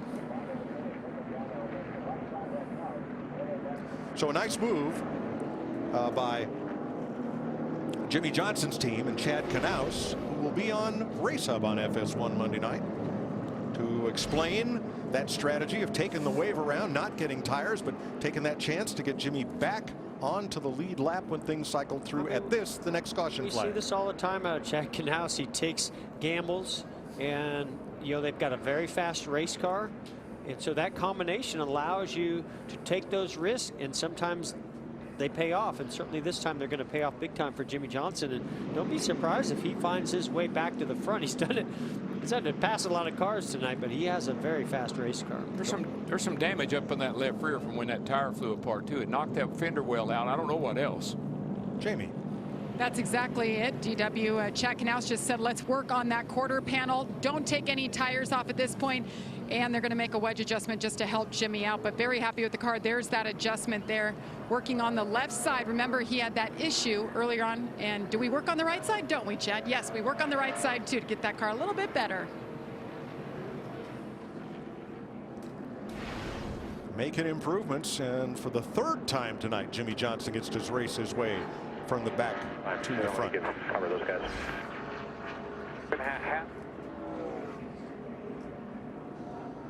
Let's get down to the Hollywood Hotel for an eBay Motors race break. Thank you very much. And just a quick recap here.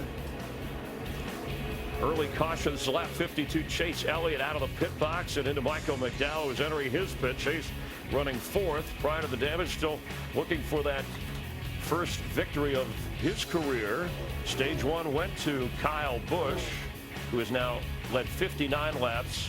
And then Jimmie Johnson in trouble. That's the beginning of his problems, driving through too many pits, put him in the back. He was able to drive back through the field, though, Chris. Eric Jones sideways down in 1 and 2. But look, he's able to keep the gas down and keep it out of the outside wall, staying on the lead lap. Jimmie Johnson and Kurt Busch in contact, and Johnson with a tire problem, and debris brings a caution.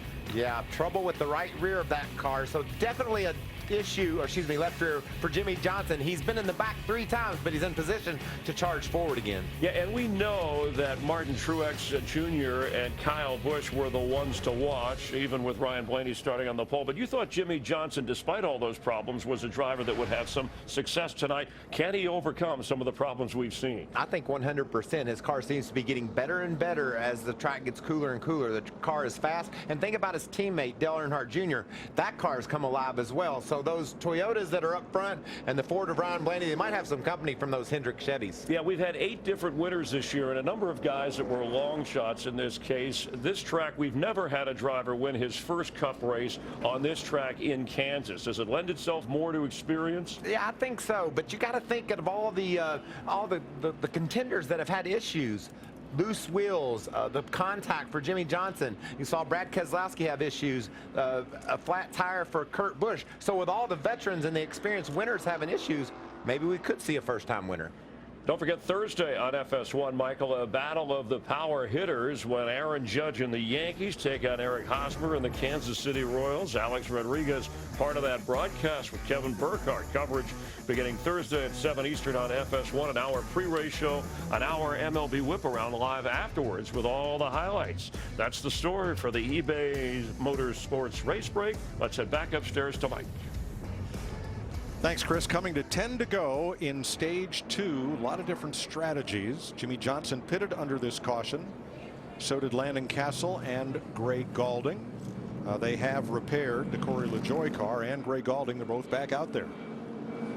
You know, watching Jimmie Johnson in that 48 car on pit road, you know, with the 5-minute crash clock, also what has went with that is you can't replace any of the body panels with either other body panels or aluminum or anything like that. But there are some pieces that NASCAR mandates you do have to race with. And when you're here at a 1.5-mile racetrack, back in that area, you have to have a deck lid and a rear spoiler, and you have to have the rear bumper. But as far as any quarter panels or anything like that, you wouldn't want to cut them off because it really hurts the aero, but it's not mandatory to have those pieces in place. Yeah, Larry, and that includes the crush panel up inside that left rear, is that correct? Well, the crush panel is not mandatory, but obviously you know from being a driver, Jeff, you want that crush panel in there because a lot of carbon monoxide could come in there. Yeah, I see something hanging down under the left rear of the car, too. It's probably brake duct, but that left rear tire did a lot of damage. Knocked that crush panel out of there. That could be detrimental to the driver. So 9.5 to go in stage 1. Ryan Blaney, your leader. Do you have what it takes to become the next NASCAR champion? Download NASCAR Heat Mobile today on iOS and Android. We're going to have a near full moon later tonight. That is Jupiter and 4 of its moons. Jupiter has 67 of them. Ganymede is the largest. Hey, how about my man? He knows that stuff. It's unbelievable. I have a lot of help. It was Ganymede, Bert, and Ernie. Jamie. Well, on that last restart, when they all got together in a gaggle up there in the top 5, Denny Hamlin was one of them. And now he has a tire rub. The left rear is rubbing just a little bit. He said he gets into the corner fine in the 2/3 mark. It over rotates. So they're keeping an eye on it. They definitely don't want to bring him down before the end of this stage. Got to keep him out there. 9 more laps to the end of stage 2. Been a good night for Joe Gibbs Racing, and boy, they were looking for one. And the deepest in a season for Joe Gibbs not to go to victory lane, I believe, since they made the switch to Toyota. Boy, Mike, I just noticed in those front 2 cars, 2142, they could be teammates. Cars are painted exactly alike. Yet totally different. Yeah, one's a Chevy, one's a Ford. One's got a target on it. Got that target on the hood, yeah. But they just noticed the color of them are just pretty close to the same. Ryan Blaney yesterday became the 12th different driver to win a pole for the Wood brothers, and that list includes superstars and Hall of Famers of this sport. It's a very elite group that Ryan Blaney joined here yesterday. Let's see if he can pull off a win in stage 2. It'll be 8 laps to go when we go green as they approach the Geico restart zone. Green flag.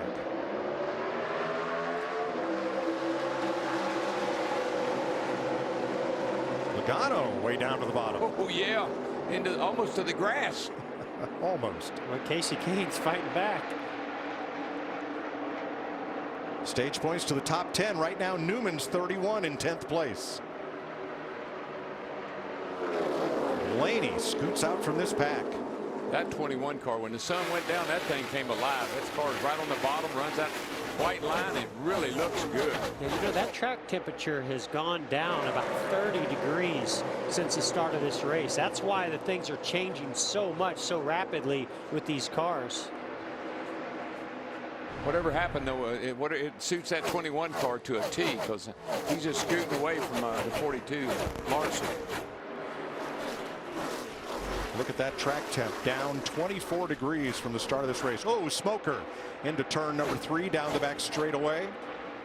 And let's see what happens here. Is that Gaulding again?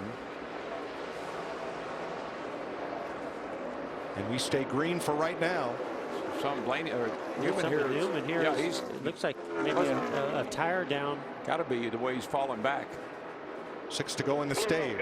Oh, he blew up. He blew up. Wow. Said it blew up. He was 9th. Want to let go for Ryan Newman. Here's a look. Mike, that's a while, because how many times we hardly ever see engines blow up anymore.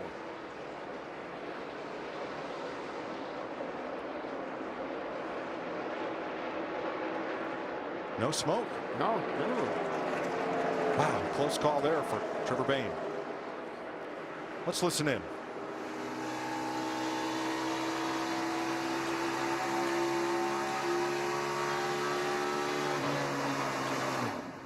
Oh wow, just shut off. Oh, you just hear it though. Outside top. Thanks to Ryan Newman in the 31 for carrying our Coca-Cola onboard camera. I'm afraid it's going to be a short night for Newman. Boy, that thing just seized up and stopped. Yes, sir. 4 to go in stage 2.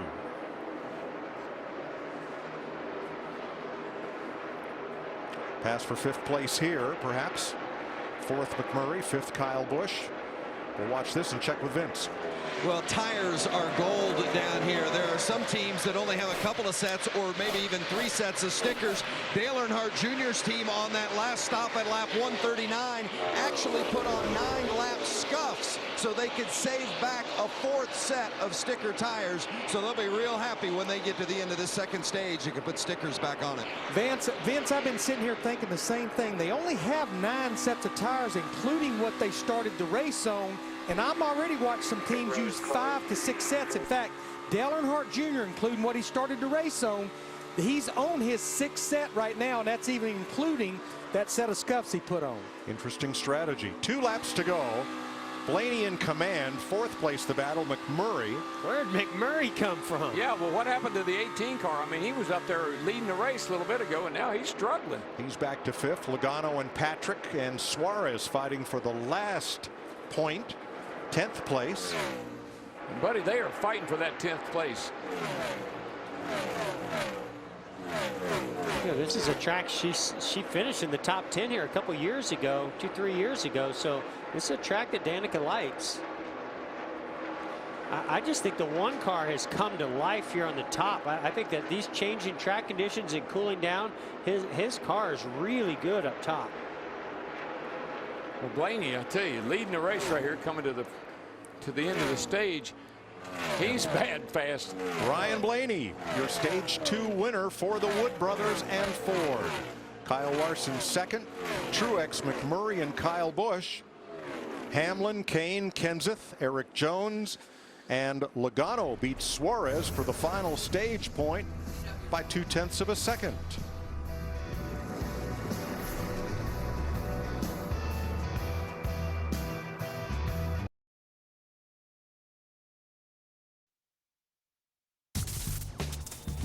Get a big thumbs up. Get ready to rock and roll. 267 laps. Ready. Green. Well, brother, gotta work hard. Get back up there. Good position. Get a good finish. Tell me who the fastest cars are, please. 21, 78, 18. Scott in the wall. And McCastle. That was close.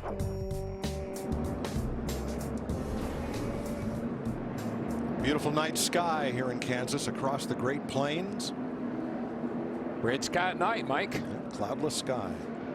And look at this jewel of a speedway, one of NASCAR's newest. And we've had a competitive race tonight.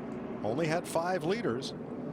But Ryan Blaney has won the pole and has now won stage 2, his 3rd stage win of the season. This is reminiscent of Texas when this car was so dominant down there, and then they had a little bit of a weird strategy in the second stage. But tonight, if they can keep it together, this is the car to beat. You know, we've seen a lot of trouble on pit road this year and tonight. And I just want to clarify one thing on the 88. There's 2 different types of guns that they're using, a clutch gun and a hammer gun. The hammer gun's one we've seen for years. A lot of these teams are going that clutch gun. Jamie? And Jamie McMurray's done great on 1.5-mile tracks all year, finished top 10, doing it again tonight, running in the top 5. You see the tear up there, a little trouble, a 4-tire stop for him. His teammate, the 42, said he just isn't as fast as the 21, needs a little help with the balance, Vince.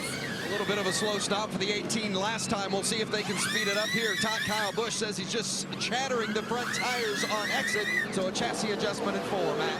21 continues to get better. Air pressure change to try to tighten up that Ford. Meanwhile, the 78 doesn't look at the right side. A little tug on the fender when he got in the fence. Ryan Blaney handily wins the race off pit road from Kyle Larson and Kyle Busch, who picks up 2. Martin Truex gives back 1. Hey Ryan, Mike Joy in the Fox Sports booth. Boy, you guys are really hitting it tonight. Yeah, thanks. I think we've had a pretty good car, and we've been able to work on it, get a little bit better. So I think the track's still changing. You know, we're still working our stuff. Everybody else is too. So just keep it up. See what we can do. Do you have any idea how long it's been since a driver won his first pole and his first race on the same weekend? I don't know, and I really don't want to think about that. I really just want to think about my job at Indy right now. Understand. Well, good luck to you. I'll give you a hint. DW was in high school last time it happened. Good luck. Appreciate it. Bold 250 also. 104 laps to go in Kansas in the Go Bowling 400.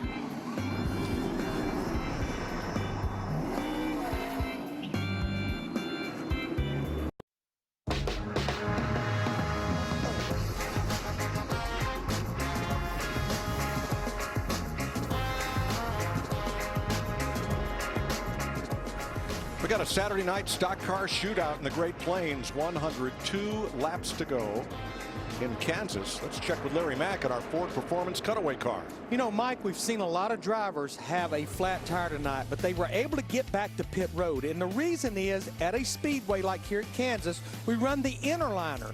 And that's this tire that's right here. It's basically a tire within a tire. People ask me all the time, how come we don't run that inner liner at short tracks like Richmond, Martinsville, or Road Course? It actually creates a little more heat, and you already have a lot of heat, but boy, it saves some guys here at a place like Kansas.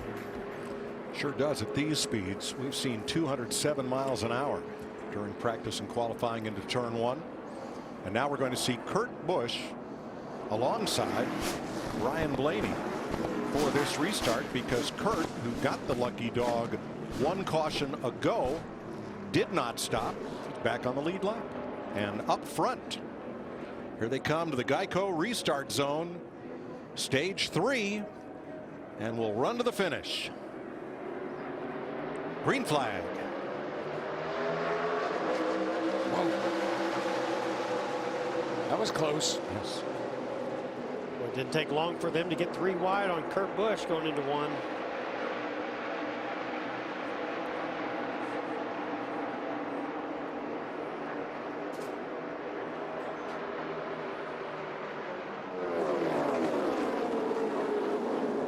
Larson with Truex on the bottom. Now Larson to the top.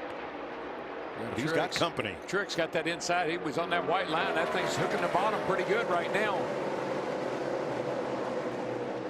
He could give it, I think that 78 might have a little something for the 21, because he's running the same line as the 21 was, and he's been hooking that bottom and going somewhere, and here comes the 78. Casey Kane in the mix, 5th place. Yeah, 5 of Casey Kane. He's got a really strong car tonight. Kane's another one of those cars that can hook that bottom, get down on that white line, and it really is working good for him right now.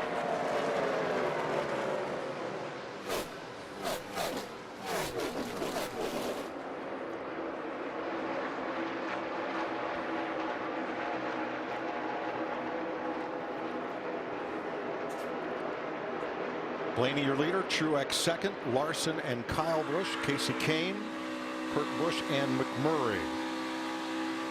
98 laps to go. How about a Saturday night super speedway? Fox NASCAR, crank it up.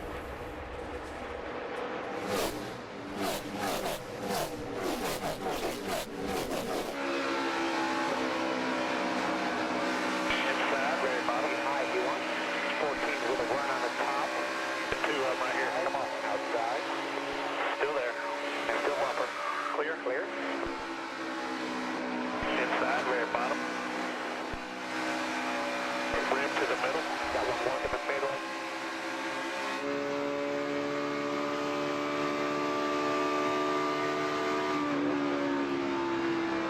To the 11. All clear. See when you get over there.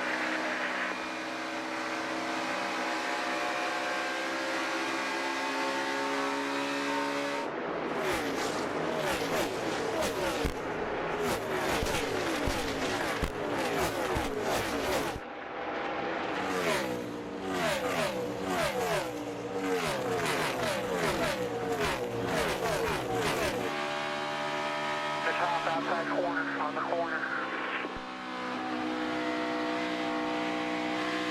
Gonna be coming here outside. Outside, outside, outside. Should go quarter. Yeah, down there working the bottom one. Just use that momentum.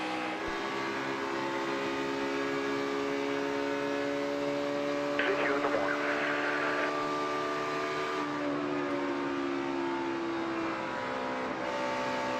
Clear. Let's try to come back here.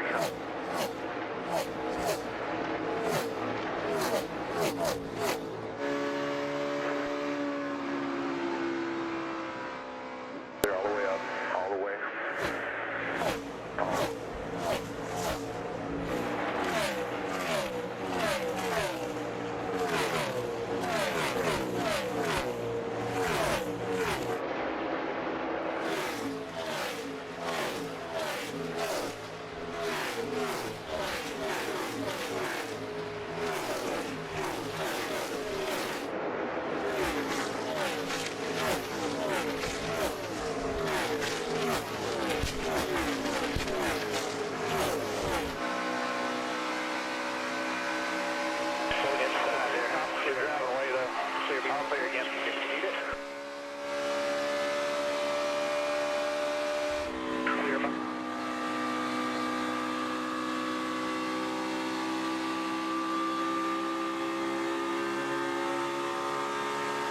About 7.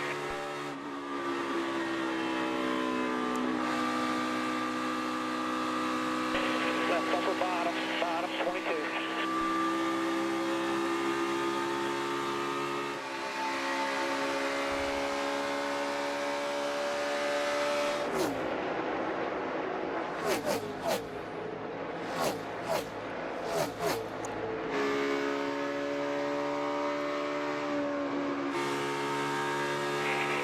There's the door.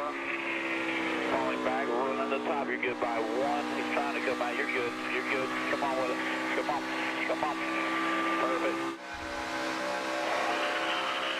They're not beating you on entry. They're beating you rolling the center a little bit now. Keep playing with it, bro.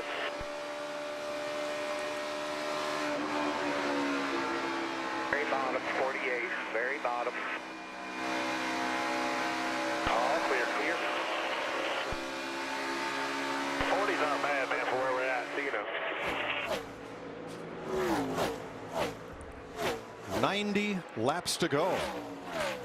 Ryan Blaney in front of Martin Truex by 0.4 of a second, but Truex is starting to close. Yeah, it's what I'm seeing. The lap times are a little bit quicker on the 78. He's really made some huge gains the last couple of laps. He's going to be on Ryan Blaney's back bumper here very, very quickly.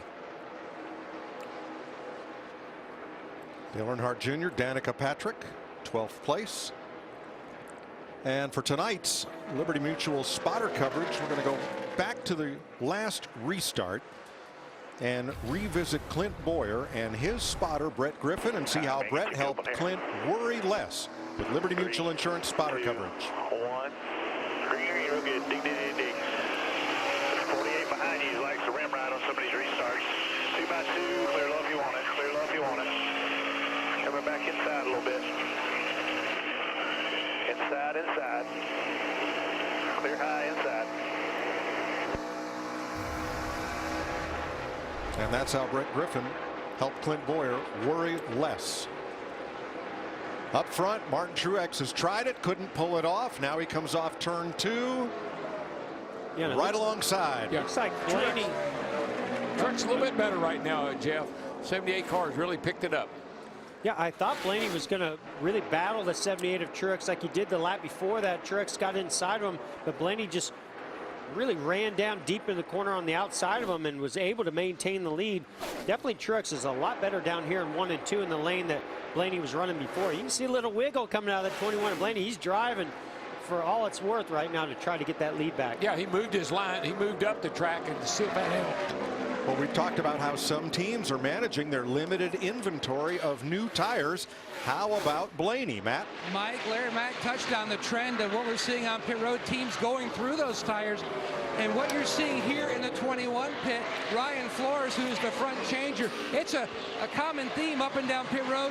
Everyone is held accountable. So now in 2017 NASCAR, the changers glue their own lugs. And right now they've got 3 sets of stickers in the 21 pit. Ryan Flores, the front changer, they're gluing up 1 more set here in the back of the pit for the 21. A lot of work goes into that. And let's check in on Kevin Harvick, currently 5th, 3.6 seconds back. That's Kyle Busch just ahead.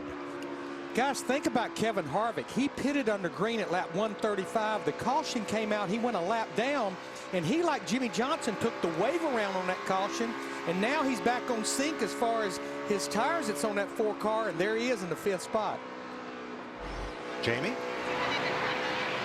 And Denny Hamlin in the 11, he's been running top 10 all night, worked his way up into the top 5, had a tire rub earlier, then they pitted, and then he thought he had a vibration. He's keeping an eye on it. His crew was ready up on the wall. Now they're kind of relaxed, but he's definitely watching that vibration. Hamlin in 8th, right behind Jamie Mack. Slow car in turn 2. I believe that's a car that just came off pit road. It's Derek Cope down on the apron. Keep it right here with 84 laps to go in the Go Bowling 400.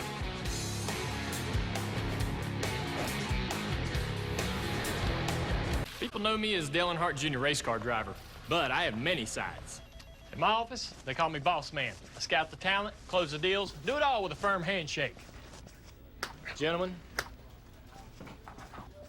to others, I'm Water Cooler Dale.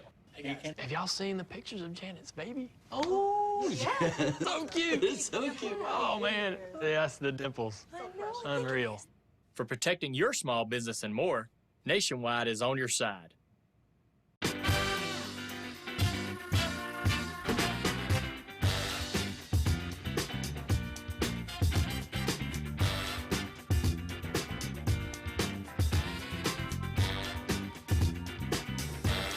During Toyota time, you can get 0% APR financing on the 2017 RAV4 and over 10 other select models. Offer ends May 31st. For great deals on other Toyotas, visit Toyota.com. Toyota, let's go places.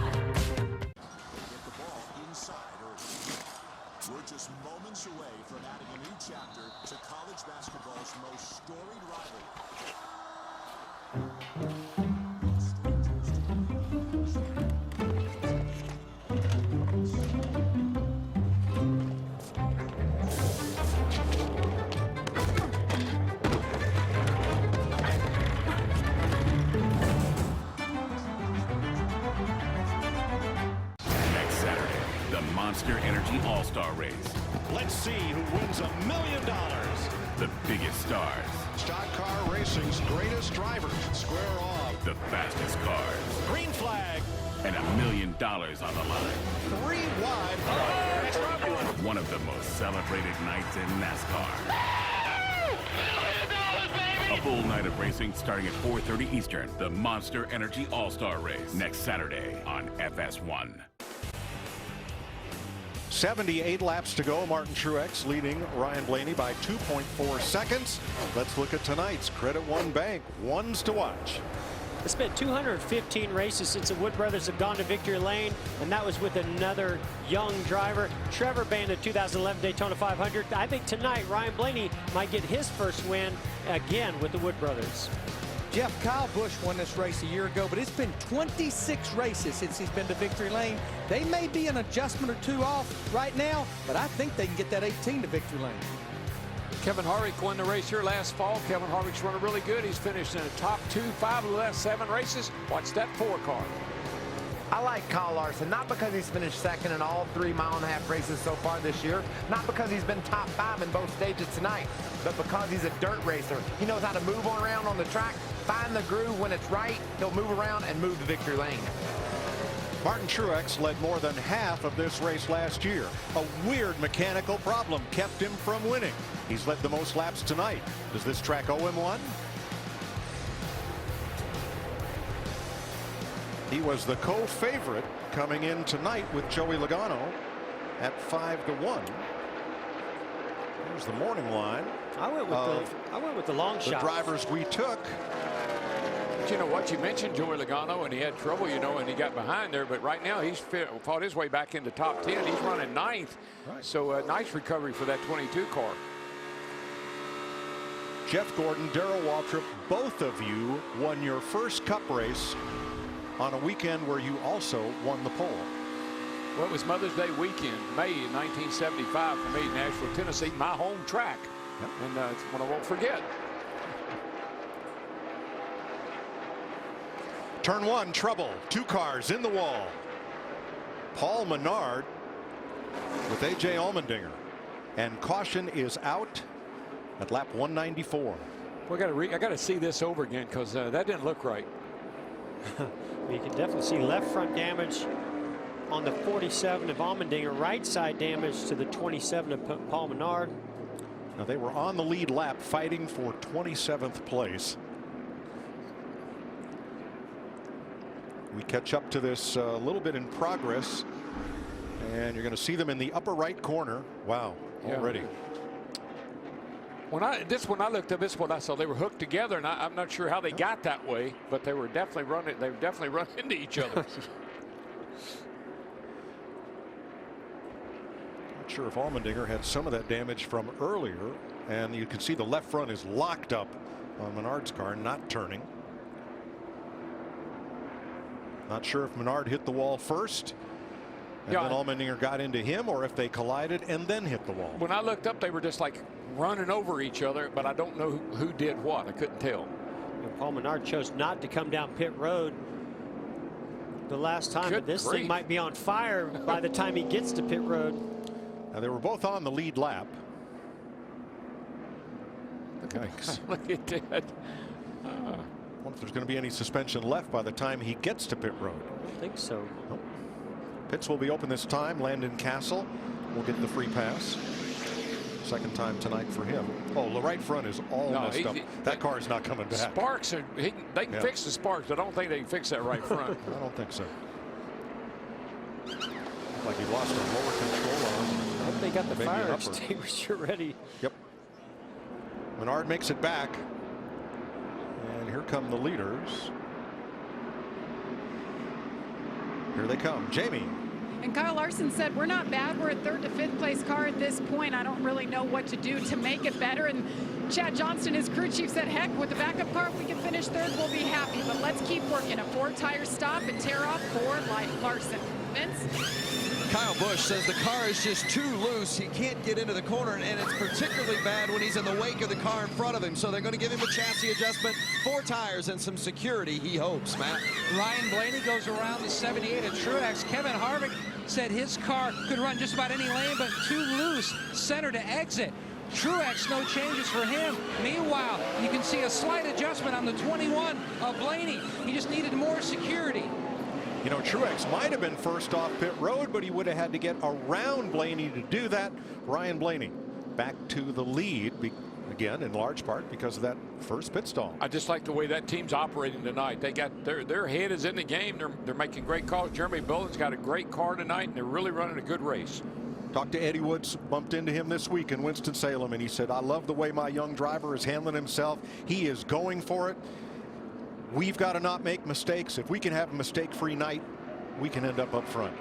Well, they're going to end up front. Yeah. They certainly have a superstar of a race car driver behind the wheel. They're giving them a great race car. And tonight, that #1 pit stall and that pit crew, giving them everything that they need.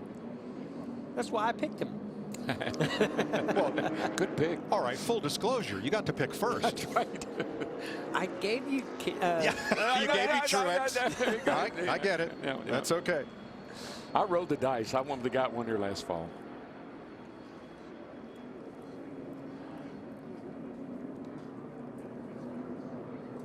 Well, next Saturday night, we're back on FS1 with a very special NASCAR event.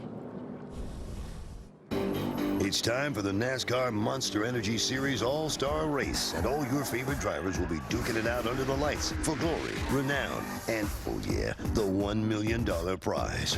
With this much on the line, anything can happen, and you won't want to miss a second. Coverage starts at 4 p.m. Eastern on FS1. 25th anniversary of One Hot Night, and Charlotte Motor Speedway, they're throwing out all the stops to make it a big night for the fans. Discount ticket packages and all. Hope you'll join us at the All-Star Race next Saturday night, or be right here with us on FS1. Mike, our pit reporters, they have been all over this, but it's getting interesting on this tire strategy because we still have 71 laps to go. You're going to have to make at least one more pit stop. And I know some of these teams are gluing up scuff tires, but most teams are laying there only with 2 more sets of stickers. I look at Kyle Larson in that 42 car right there. He's made an additional trip to pit road to change 4 tires. He may only have 1 set left. Goodyear NASCAR, how they decide how many sets of teams to allow the teams is based on past history. We've been here 6 times to Kansas for the spring race. We have never had more than 9 cautions. This is our 10th caution already with 71 laps to go.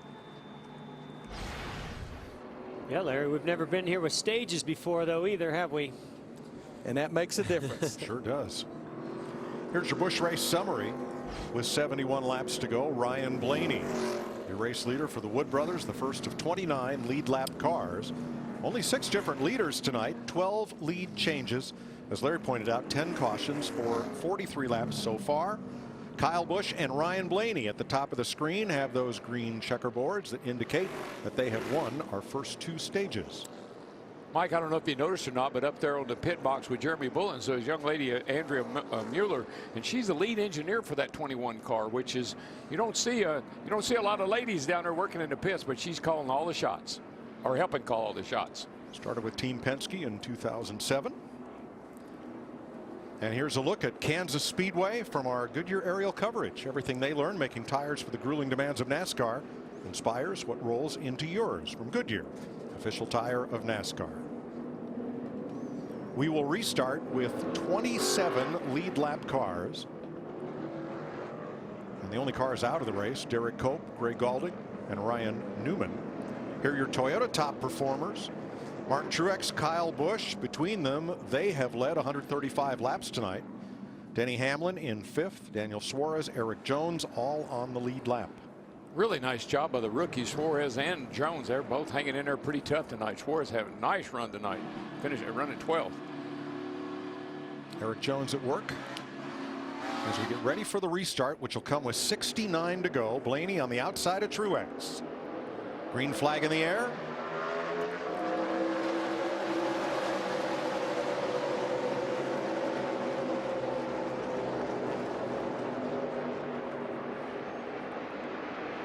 This is where we've seen Blaney just shoot off of turn 2 and get clear and get the lead. Yeah, it looked like Truex was trying to hold him up a little high, getting in the corner, Yeah, maybe take that advantage away. Boy, that worked out perfect for Truex. He was able to just get to the quarter panel of the 21. Watch out for Larson coming with that crossover. Well, he had a full head of steam, but the bumper of Blaney and the right side of Kyle Busch's car was in his way. Getting crowded up there in the front right now with the 42. Oh, Whoa, trouble. Big crash. Danica Patrick and Joey Logano. Oh, man. And Eric Almirola. Holy smoly. Yeah, heavy damage there on Danica. Those cars are killed. And Almirola piling in at the last second and going up in the air. Patrick Danica's quickly out of her car. Boy, she's out in a hurry. Woo. No kidding. The thing was on fire. And looking rather upset. Joey Logano's car is not going to make it back to the garage. Neither is Eric Almirola. The window net down on both of those cars. Signal to the safety crews the driver is okay. Now Patrick and Logano were 11th and 12th. Almirola was back in 23rd.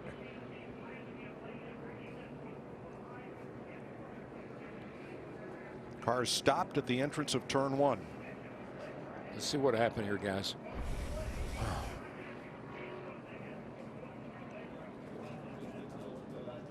Oh man, it looked like the 22 just got loose. I think that. Oh man, what a ride that Danica went on. Danica took a heck of a ride into the wall, and then the 43 just plowed in there. Yeah, he had nowhere to go. I think he committed to the outside lane. Pretty big impact by the 43. As you could see, Almirola sitting in his car. He hadn't quite gotten out of the car yet. Eric Jones right behind them, right behind Logano. Oh, something wow, something happened on that 22. Something had to break. Keep coming here. There you go. 22 violently turned left right into Danica. Top is good. Oh, right front. Yeah, I saw it blow the fender up. I think that was a brake rotor.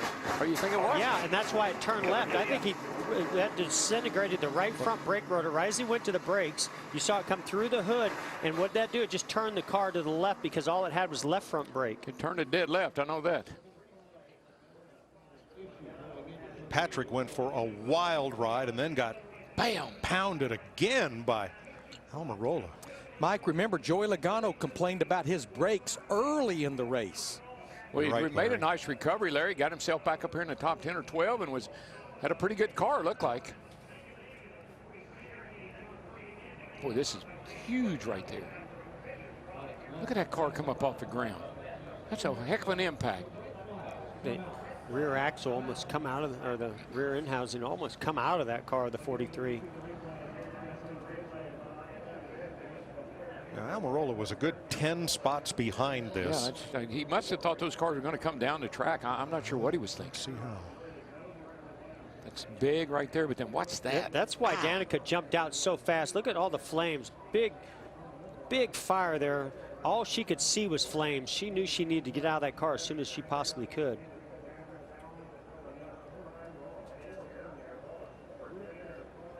Wow. It looked like the 43 it just got super loose, or maybe there were some fluids. Jeff, I saw debris back there. I think Almirola ran over something that prevented him from turning that car down the racetrack. See, he was just in a big slide.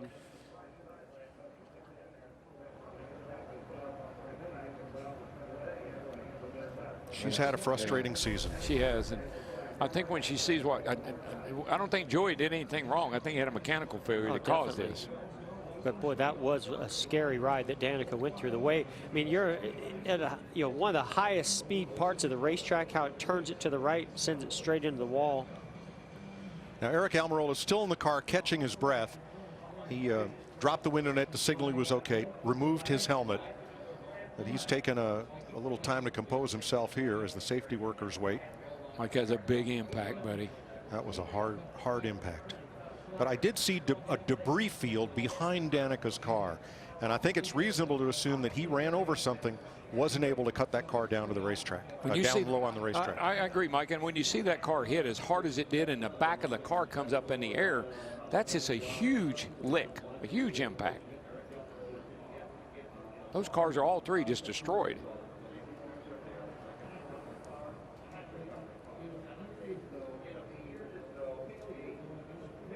That is a very somber look at what happens when things go wrong at 200 miles per hour.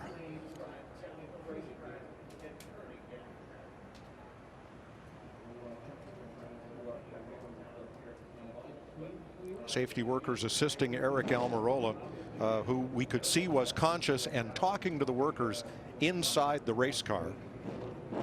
The AMR medical crew, new this year to NASCAR, along with the Speedway rescue crew. Looks like they're going to do some surgery on the roof of that car to aid in him climbing out. It was just an incredible snap when he hit those cars, and to see the car come off the ground like that, I can't tell you how much energy that takes to make those cars come up, get that car up in the air like that. Especially when you see the rear end housing and the drive shaft, you have to remember, is connected to that, which connects up to the engine. When you see that violently moving like that, that's huge. You know, there's possibility that could be making some kind of contact with you know, where the seat's mounted and other areas inside the cockpit as well. The roll cage, the 6 or 7 point harness system for Almirola, the helmet with its tether to the head and neck support, which helps with a frontal impact. And Eric continues to talk to the safety crew. So he is conscious, alert, participating with them, but because of deformation to the roll cage, they're going to take some action here to aid in his being able to get out of the car.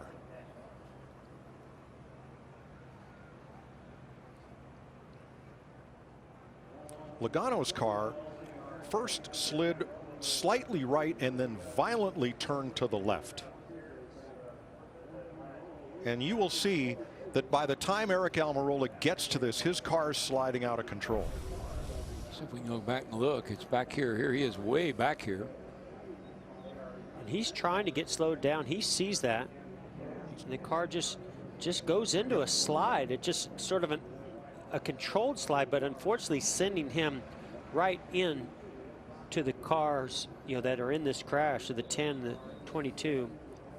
You see that rear end housing? Yeah. How violent that was. It's such a snap. I mean, you just frontal impact like that, and the driver is pushed forward immediately. It just snaps you. And by the time he got near them, there was certainly enough debris on the racetrack that could have cut one of his tires and prevented him from cutting that car to the bottom. I mean, in watching this, I just have to believe that rear end housing, maybe the drive shaft came disconnected and protruded or caused some kind of heavy damage or impact inside that cockpit. Yeah, it could be, Jeff, but I just think that sudden impact where you're head on like that, yeah, it just puts your body in such a position it just snaps you. The side headrests and the head and neck restraint are designed to work in a frontal crash, a straight ahead frontal crash. Yeah. And he did hit Logano at a substantial angle. So you see he's got the net down before he's even come to a halt. So it appears Eric has been conscious throughout this entire time and speaking with and helping the rescuers. And these safety workers, they are trained to do these kinds of things, and they don't want to take any. They take every precaution to get that driver out of the car without him having to put his body in any compromising position. And in these types of situations, if there is an injury, this prevents any further injuries from happening. They want to get a backboard down in there and secure everything. It's just like an injury on a football field or anything else. These guys know what they're doing. They work at this constantly. They've been trained to situations like this. I've seen them practice trying to get drivers out of cars. So once again, Eric Almirola is awake and alert and talking with the rescue team on site as they work on cutting roll cage bars and perhaps removing the roof to be able to get him out of that car. Most likely that's what they'll have to do to get down in there where you can get him out, where they can get him out without any without compromising anything. Remember, these seats, they are custom fit. They are molded to your body. And so you almost got to be a contortionist to get in and out of one of these things these days. And so that's where we're having, that's why they're taking these precautions that they are.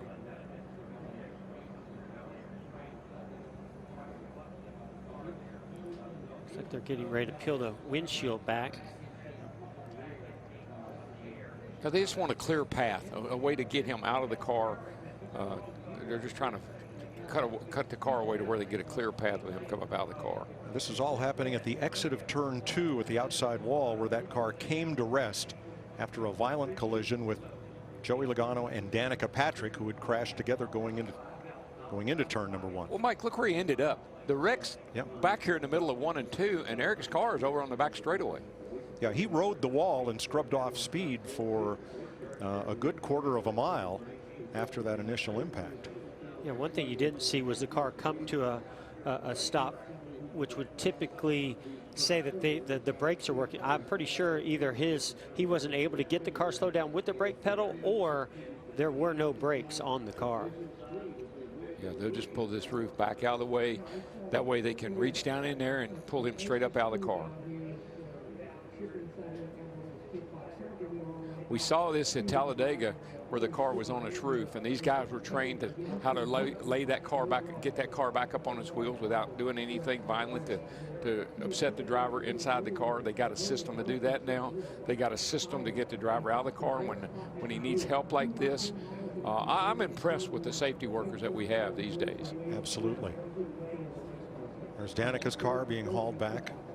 And once again, we want to stress that Aric Almirola is awake and alert and communicating with the rescue personnel on the scene who are working to remove him from that car. Well, and I think also, Larry, you might chime in about the foot box and all the things that they've done to these cars to make them safer inside as well. There's the inside of Joey Logano's car. I'm still really anxious to hear from Joey Logano and hear his explanation of what caused this wreck, because it was pretty clear as he went into turn 1.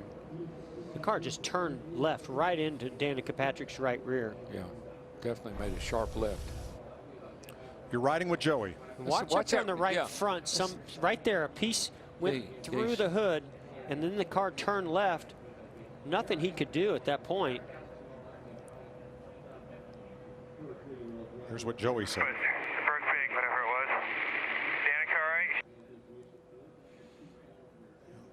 right? And that's the thing, you know, as a driver, when something like that happens, you see what an impact it is. You see what you know has gone on, and you instantly, once you know you're okay, you want to know how others are. And he knew he made heavy contact to Danica and sent her nose into the wall, and then the car went airborne and spun around, caught on fire. See the damage at both ends to Danica's car, and all the front sheet metal is gone, and the engine ended up where? Wow. It's in there. It's back in there. It's just back shoved there it back pretty good up in the car. There's the backboard that they want to get down in there and get Eric secured to. Quite honestly, they figured out toward the end of the season that was not the best path for them to take. They've kind of reversed field here in 2017 and begun getting a lot more help from Roush Fenway Racing. And from So we're assuming that the use of the backboard here for Aric Almirola is precautionary.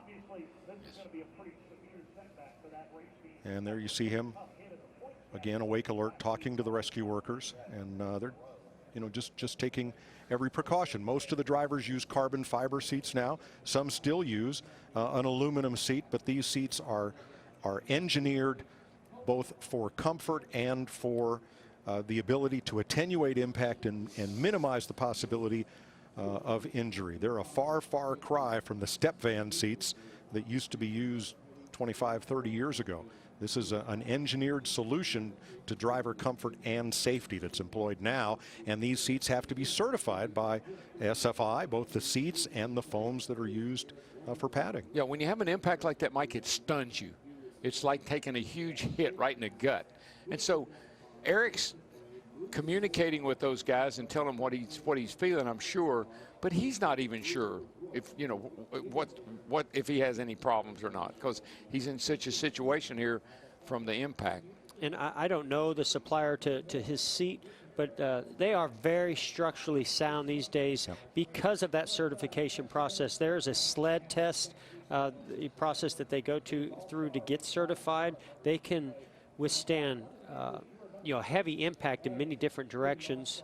Also, the way they're mounted in the cars these days of just what they are capable of handling. Yeah, I think you're the most vulnerable, just like what we saw there in a head-on collision.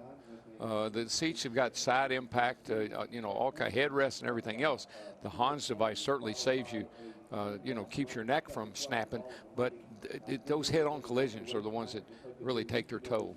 And head-on with an angle. Yeah. As he did hit Joey at an angle, I think that's probably even more worrisome than a direct head-on crash where the Hans device would be of most use. Certainly it is a big help in this situation as well. Yeah, see, they're able to get him out of the car. And first time next weekend in Charlotte.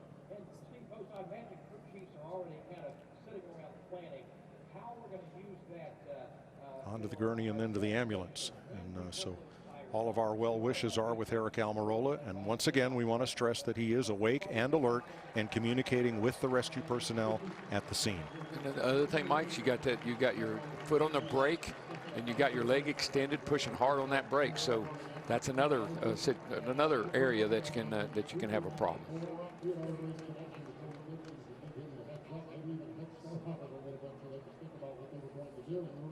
Convention wisdom says that they would save it for the young, but we know these crew chiefs and you know how they operate.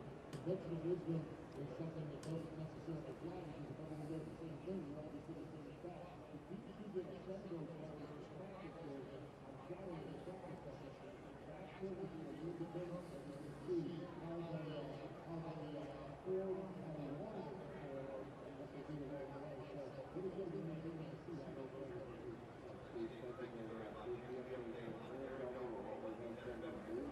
So Aric Almirola from Tampa, Florida, being helped into the ambulance after this extremely hard 3-car pileup down in turn number 1. Joey Logano and Danica Patrick running 11th and 12th crashed in turn 1 after something appeared to break on Logano's car. Aric Almirola was about 10 positions back, came through the debris field and slid into them. We'll get further updates from the care center as they become available. Jamie Little. And Joey Logano, the first to be checked and released there. First off, are you okay? Yeah, I'm okay. Just saying prayers for Aric right now. It's a lot of us took a hard hit, and just something broke in my car. I don't know what it was. I noticed it as I was going in and tried to back off, but you're going 215, and it's hard to check up, and the car just took a big step sideways into the corner and hooked Danica, and I haven't seen a replay yet. I don't know what happened, but I guess here it is now. But you can see the right front pops or something right there, and then it took a hard left, and I just hope everyone's okay. I hope Eric's all right. It's the last thing you want to see is a big hit like that from anyone. So it's unfortunate for everybody. Let's hope Eric's all right. Joey, did you have any indication, was anything happening with just the handling of your car leading up to that point? Just, yeah, out of nowhere. Just, oh my God. Just out of nowhere. Everything was fine, and then it just took a hard one. Ooh. Yeah, I wouldn't pray for Aric right now. Have you had a chance to talk to Danica at all? Yeah, we rode back in the car, in the ambulance together, and we just, I can just tell her something broke. I hate that I'm the part of it that started it. There's nothing I could have done. I don't know what happened, but like I said, something broke and just tore up a lot of really good cars. All right, thanks. I'm glad you're okay, Joey. Mike? Thanks, Jamie. Joey Logano checked and released from the infield care center. We hope to hear from Danica Patrick shortly, and we'll give you information on Aric Almirola as it becomes available to us. We'll be right back. Red flag out at Kansas. The cars are parked near the entrance of turn number 1, just short of the debris field, where cleanup continues from turn 1 all the way through the exit of turn number 2, where Aric Almirola's car came to rest. We've heard from Joey Logano. Danica Patrick we should have shortly after release from the care center, and we'll provide updates on Aric Almirola as soon as they become available to us.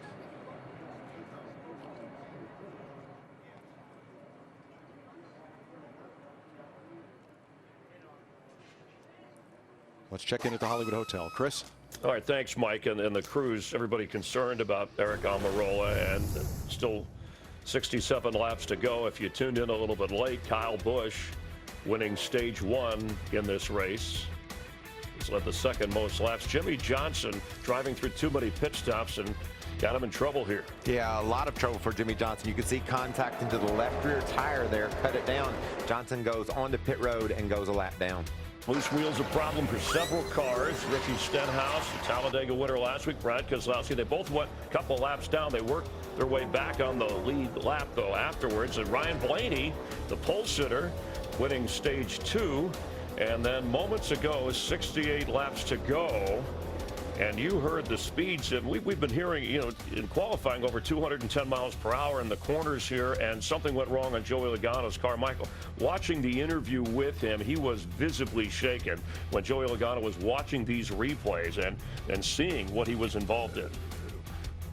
This is Eric Jones. You're going to look ahead and just see Logano's car veer left, broke a right front rotor. I would guess something in the right front blew up, went through the tire, and he was out of control. And then Eric Almirola, remember, Chris, you said it, speeds upwards of 205 miles an hour into the corner. Eric had committed to the high side. There was no way he could get to the bottom in time, and made contact. And you talked about Logano being visibly upset.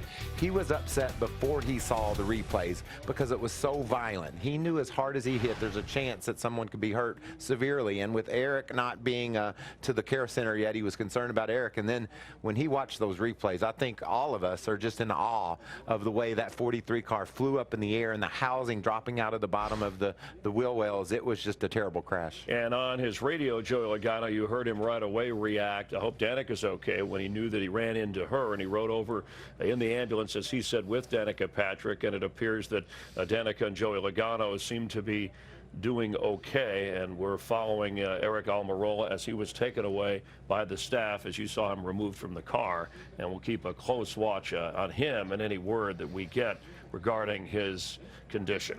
You're watching NASCAR live from Kansas here on FS1. Danica Patrick released from the care center. That's Eddie Jarvis from Tony Stewart and Gene Haas Racing, as she is released from the care center.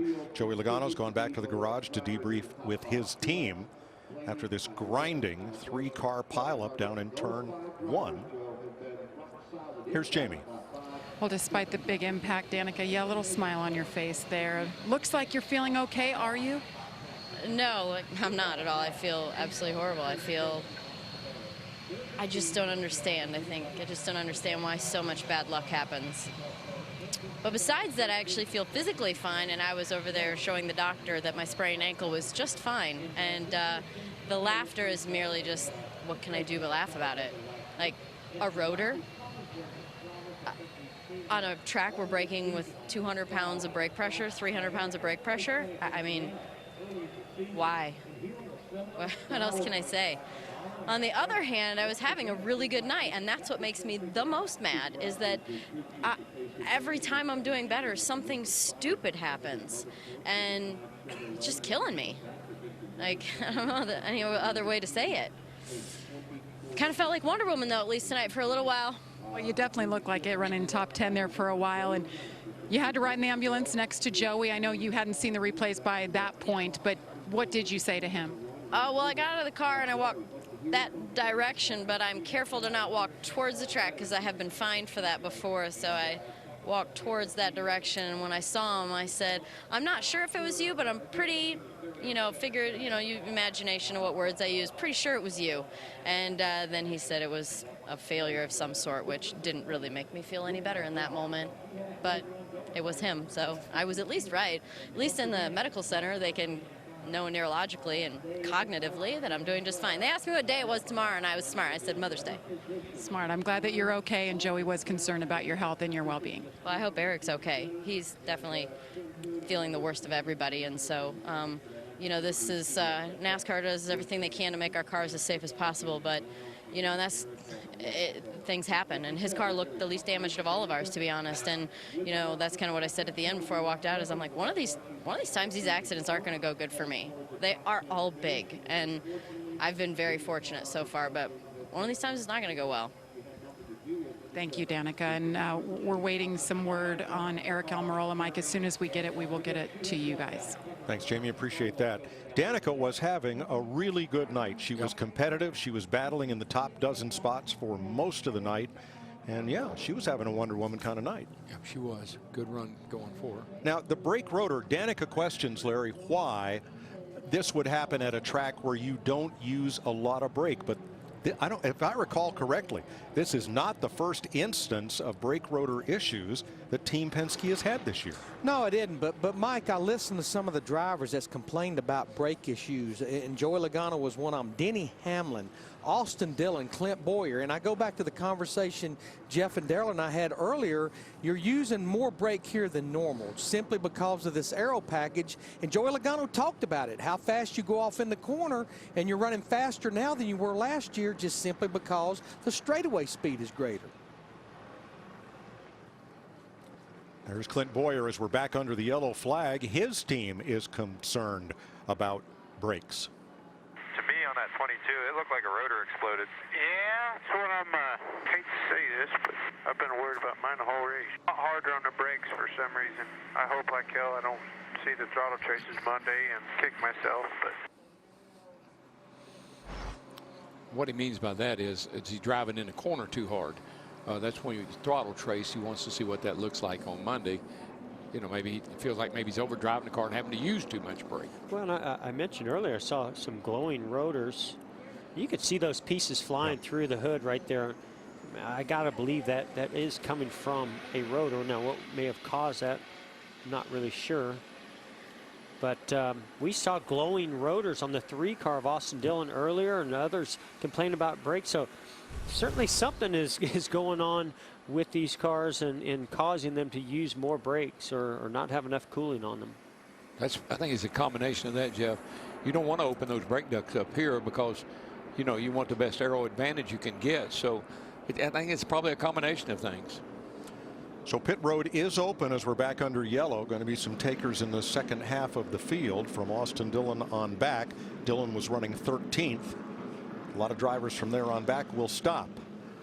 Mike, I think the reason I'm seeing a lot of these cars come to pit road, and I think you're seeing it right here with the 20 car, fuel only, because if we run 2 or 3 more caution laps, you're just right there on the window of being able to make it to the end. So if I'm at the back of the field, yeah, I didn't want to come get another set of tires. We don't have that many left. But pack that thing full of fuel, we can maybe make it to the end from here. You see they even had Dale Earnhardt Jr.'s car jacked up on the left side, packing that fuel in there. So from 13th on back, most of the lead lap cars came in. Yeah, on a night when we've had a record number of cautions, I'm not sure we're not going to have another one or two, but that's a great strategy. That's a great way to look at the end of this race. Now also from 13th on back, that was right behind the accident area. Drivers might have been concerned about having run over some debris. Danica Patrick addresses the media. Joey Logano has been released. Keep it right here with 66 to go. 64 laps to go in Kansas in the Go Bowling 400. Here's the Coca-Cola Racing family. They've had a tough night, though. Denny Hamlin is 5th. Daniel Suarez having a great night in 10th, and Austin Dillon right behind him. Danica Patrick and Joey Logano have crashed out of the race, and Ryan Newman has lost an engine. Eric Almirola will be airlifted to the University of Kansas Medical Center for observation. He is alert and awake. And that's the update we received from the Infield Care Center here at Kansas Speedway. I think Joey probably said it best. We just all need to pray for Joey or for Eric, and hope that the observations are just that, observations. Absolutely. We're going to go green this time with 63 laps to go. Martin Truex, your leader in a Toyota. Ryan Blaney, who got his first career pole here yesterday, running in 2nd in a Ford. Kyle Larson in a Chevrolet. Then Kyle Busch, Denny Hamlin, and Harvick in row 3. And after all that, these drivers, they got to get their mind, you know. Yeah, get back in the game. I mean, these restarts have been wild. You know, the top groove has a bunch of Speedy Dry on it, and plenty of laps left to go in this race. And we're back under green.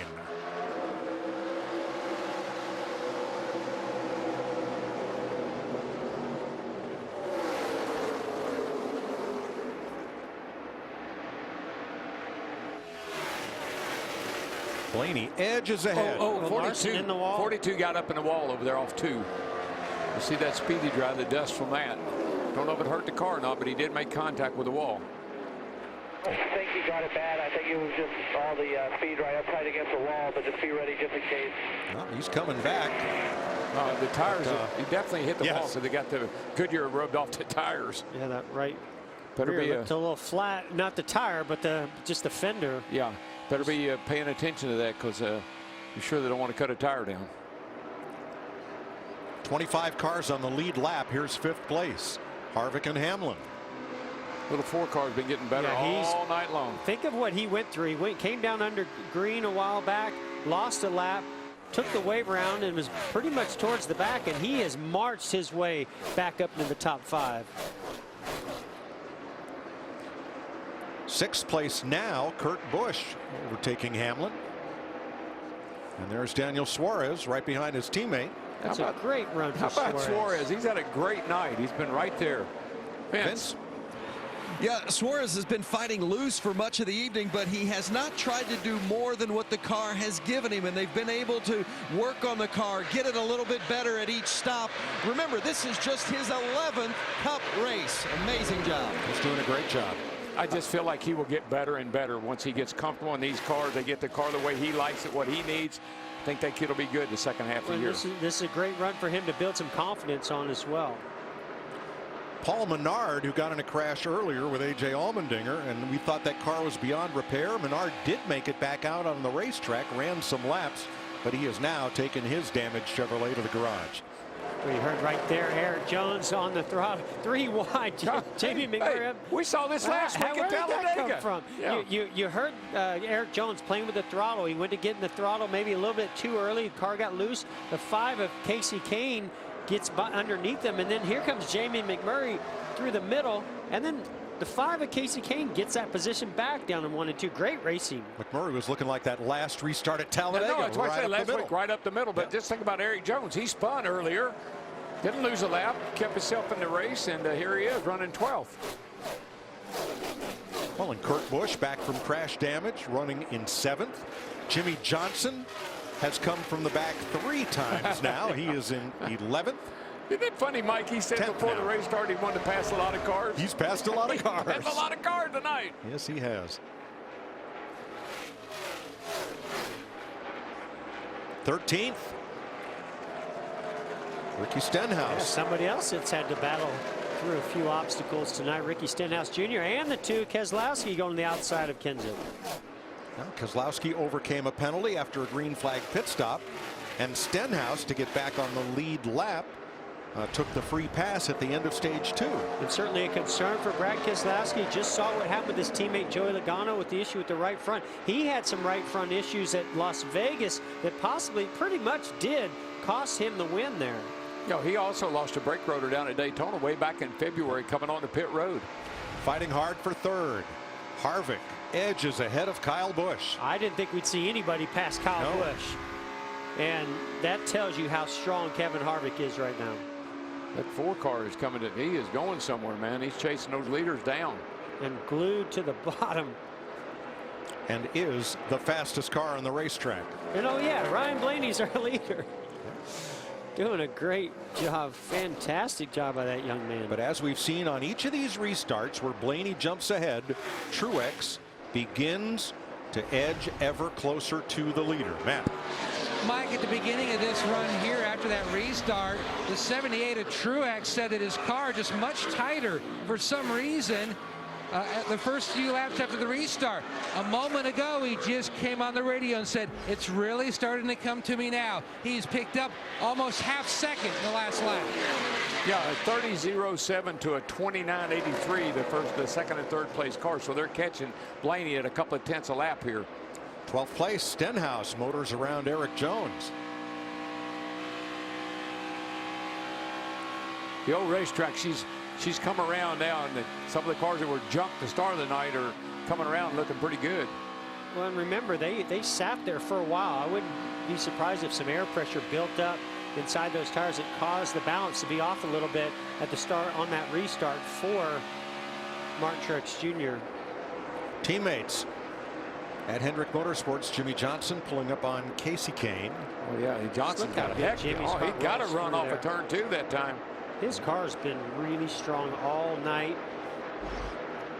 If he could just prevent anything going wrong to send him to the back, he might only have to pass 7 or 8 more cars. He didn't have to go to the back anymore tonight. He might have a chance. And here's 15th place, Matt Kenseth and Dale Jr. Vince?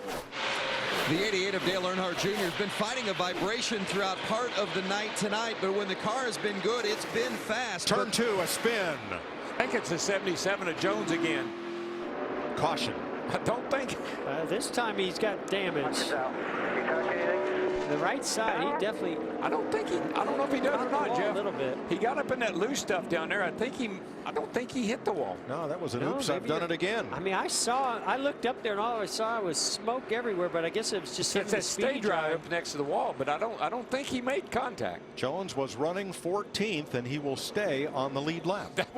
That's another miraculous save. Here's a look at it. Watch him. He just gets in the corner and gets up a little too high. Here he comes. Second car right there coming into the turn. High. Gets in the stage right here. Uh-oh. She just won't stick. Boy, unbelievable. I thought for sure he got contact, and he didn't. No. It just came around. Maybe he just scuffed the right rear of the bumper, but. That was deja vu all over again from lap 96. Same place. Not a lot of grip when all that speedy dry is up there. I like what he said. What did he say? Whoops, I did it again. He was already loose up there when there was no speedy dry.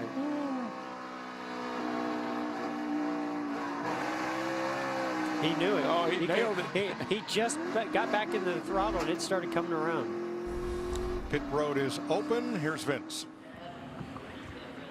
The 18 of Kyle Busch will be coming to pit lane. Kyle's led a bunch of laps tonight, but if he's to get his first win of the season, he needs the car to be better, particularly on entry. He says, I can't arc the entry to way on one, and then it's too tight center exit. So they're going to make a chassis adjustment on this 18 for Kyle Busch and give him 4 tires. Matt? Kevin Harvick hits pit road in the 4th position. He says his biggest issue, the car just too free from center to exit. He needs a big change. You can see it, just got it there. 78 went back around to look at the Lux there on that right rear, and a solid stop by the 21, 11.3 seconds. First again for Ryan Blaney and the Wood brothers. That 21 team is on fire tonight, man. They're knocking it out of the park. And their biggest threat just had an issue on pit road of Martin Truex Jr. We're going to find out how good his race car is right now.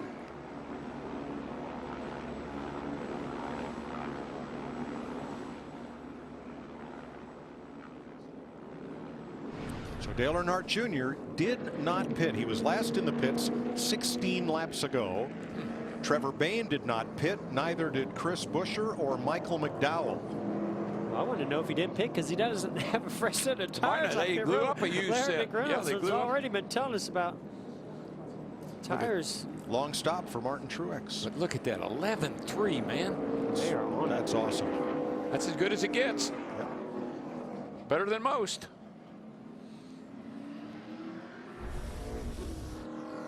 Watch the right rear on this stop. Oops.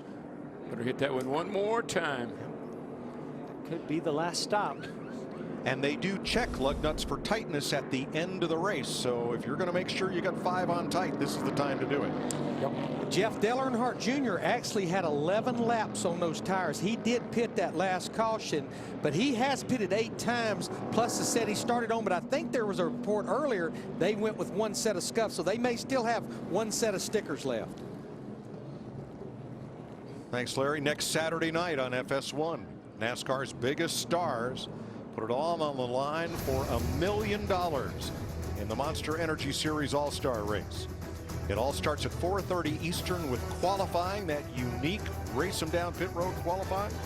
Then the All-Star Open at 6, and the All-Star race itself at 8 Eastern. That's all next Saturday, only on FS1 and on Fox Sports Go. Mike, the All-Star Weekend, it was created for the fans. It's a fans weekend. Everything that happens over there Friday and Saturday night, all to entertain the fans. It's a show. Well, that's the home of the sport. It's where all the teams are headquartered, except Furniture Row out in Denver, Colorado. So fans will come down there for those 10 days of speed, including the All-Star race, the Coca-Cola 600, everything in between. Visit the shops, get their souvenirs. I'll tell you, traffic, it's going to be busy around that area for about the next 2 weeks. And I hear people talk about, well, I like a race. I like the way it used to be. I like the way you did it. Well, you want to see what we used to do? Come and watch qualifying. With no speed limit on pit road. I mean, you come down off turn 4 on the pit road, run about 180 mile an hour, and hanging on, buddy. And this year I hear they're not going to do it just once. Got to do it twice. Going to do it twice. You excited about that? I'm excited to be a fan. I never liked doing it once. I mean, it's cool when you make it. You go, whoo, I made it. Richard Petty, Eric Almirola's car owner, on the golf cart and headed out. Once again, Eric has been airlifted to a local hospital. Was awake and alert and communicating with caregivers at the Infield Care Center. And that is the latest word that we have on his condition. Getting ready to restart. It'll be 47 to go. Here they head off turn number 2 and into that long back straightaway from our aerial coverage provided by Goodyear. Everything Goodyear learns, making tires for the grueling demands of NASCAR, inspires what rolls into yours. Goodyear, official tire of NASCAR. Well, this should be an interesting restart in that the first 4, Earnhardt, Bain, Buescher, and McDowell, chose not to pit. Yeah, when I look at Trevor Bain in that 6 car, as far as Earnhardt, Buescher, McDowell, they pitted on that last caution and got tires. All Bain got was fuel, so he's definitely on the older tires of any of those front 4. Yeah, we saw the last time, I think, was it the 4 car really spin the tires. Look for these 4 up front here to spin the tires, and those with fresher tires to have a big advantage on this restart. Look where that 4 car is, though, right there alongside Blaney. Set the pins and roll them. Here we go. Trevor Bain jumps out front. And here comes Blaney on the bottom. Ooh, I wouldn't get up in that too high down there. That's a lot of dirt. Yikes. Kurt Busch had some big issues. McDowell, all of them struggling for grip. 4 wide. What a mess. How did we just make it through turns 1 and 2? No idea. The guy that really was hurt 3 wide at the front. What was hurting the most was that 4 car. He got in that outside and couldn't go anywhere, but now the battle is at the front. Now that's the Kyle Busch we're used to seeing. You know why? It's go time. That's right. This could be the last restart. 46 to go. Trevor Bain holds him off for the moment. Does Kyle get the big run on the top, or does Bain come up and close him off? Or rather, yeah, Blaney. Blaney.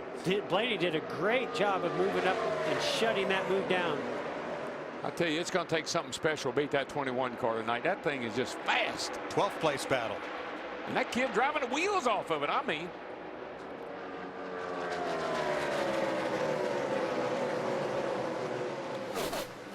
When you put Kyle Busch up around you and near you and he can't get by you, you're doing a heck of a job as a driver, and you got a pretty darn good race car. Well, he's going to make him earn it, because Kyle Busch, he just has this knack. I mean, you and I were talking about this with him and the truck race the other day. He just has a way of stalking you, just finding that weakness that you may have, or getting in your head and forcing you to make a mistake. Yeah, he's relentless. He just doesn't ever give up. 5th place, Denny Hamlin moving forward. Vince? You know, the one thing with Kyle Busch this season, the speed just has not been an advantage for the 18 like we've seen it be in the past at various points of other seasons. They've not won races. We've talked about that. It's been 26 races since they've won. So they feel like they have no room for error. It's been on a knife's edge, finding the way the car has to be its best. They just don't have the speed, and I think we're seeing a little bit of that right now. Matt? Vince, I spoke with Ryan Blaney. He said we've had speed, we've led some laps. In fact, 148 at Texas. The biggest thing is just executing throughout the entire race, closing the deal. And when you look at the Wood Brothers' storied history, only one time has a driver scored their first pole and race victory in the same event. Go all the way back to 1960. And let me just say hello to Mr. Glenn Wood, who did it that day at Bowman Gray Stadium. Mike, when you run up front, I mean, you get those repetitions. You learn things from running up front. You might make some mistakes early on in your career right here, like we've seen Blaney do. But you learn from them, and you keep doing that over and over again. Pretty soon you get it all figured out, and it comes to you. I've not been watching this gap from Blaney to Busch. I've been watching first to third, Blaney to Truex, because at this point in the run, Truex has been able to start closing. Not this time. Blaney has opened that gap up. 3 laps ago, it was 3/4 of a second. Now it's about 1.05. The big question of this race, Jeff, can Truex get back to Blaney? When I throw one more in there, and that's the 4th place runner, Kevin Harvick. He's also closed in that gap to the 78 of Martin Truex. But I do think that Truex is going to get to 2nd place. Whether you get by Blaney, that's what we're going to have to find out. Yeah, I think right now Blaney says, look, the race is on the line. I got to go. I got to give it all I got. I got to run qualifying laps. That's what some of these young drivers do. They run qualifying laps, lap after lap after lap. That's a gimme time trial laps. And, you know, the performance that Ryan Blaney has put into this car by qualifying up front, by leading laps, by winning stages like he did at Texas, that puts more pressure on the pit crew and the team to execute more flawlessly. And tonight, they have definitely done that. I saw it with the 78 and with Martin Truex Jr. and Cole Pern. They had a fast car there for a little while and kept making mistakes. And then they got it figured out. And they're a much better race team now. But look at what Ford has accomplished this season. As Dave Parasek told Brant James of USA Today, it's in this weekend's issue. That Team Penske was a winner. They integrated Stewart Haas and brought 4 more Fords into the field. They made Roush Fenway a winner again. And by aligning the Wood brothers with Team Penske, bringing them that into the fold, making the 21 a front runner once again. It's incredible what they've accomplished in such a short time in the first part of this season. They have put the effort in, and they're getting the results. Wow, boy. Look at that. 2nd place. 38 to go. All clear. I don't know if Kyle Busch had a little bit of an issue there. Or if something's going on with that 18, because here comes the 4 around on the outside. All of a sudden, the 18's falling back.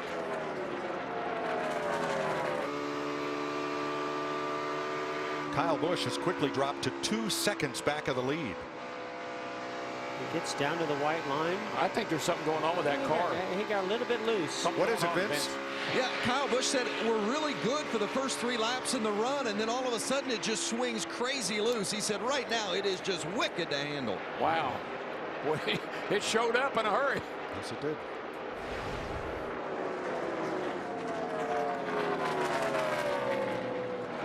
And Truex is coming. He is within 1 second of Ryan Blaney right now. Nice battle for 13th, Suarez and Bain. Yeah, Truex is definitely he's going to be the guy that Blaney's going to have to worry about, because he is reeling him in.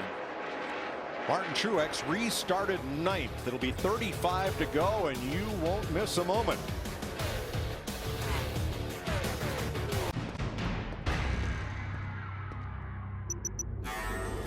Battle simulation already in progress. Enemy advancing. Help defend or be annihilated.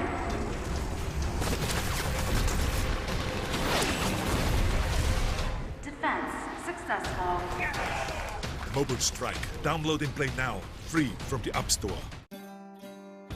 Before you open your eyes, at Smithfield, we're busy slow smoking.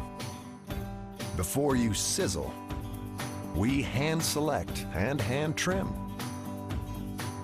Before you were born, we gave birth to flavor, which you'll find in every bite of our naturally delicious hickory smoked bacon.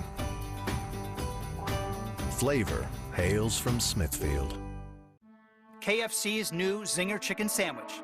Spicy, crispy, spacey. As in, it's going to space. Just to be clear. Try KFC's Zinger Chicken Sandwich in a $5 fill-up for a limited time. Okay, so the new Ford F-150 with its high-strength military-grade aluminum alloy body just blew the doors off the competition. Now it's time to blow their tailgates off, too, by adding the new, more powerful next-generation 3.5-liter EcoBoost engine and an all-new 10-speed transmission, cranking out more power and acceleration, more efficiency at the pump, and the most torque of any half-ton pickup. This is the Ford F-150. Boom.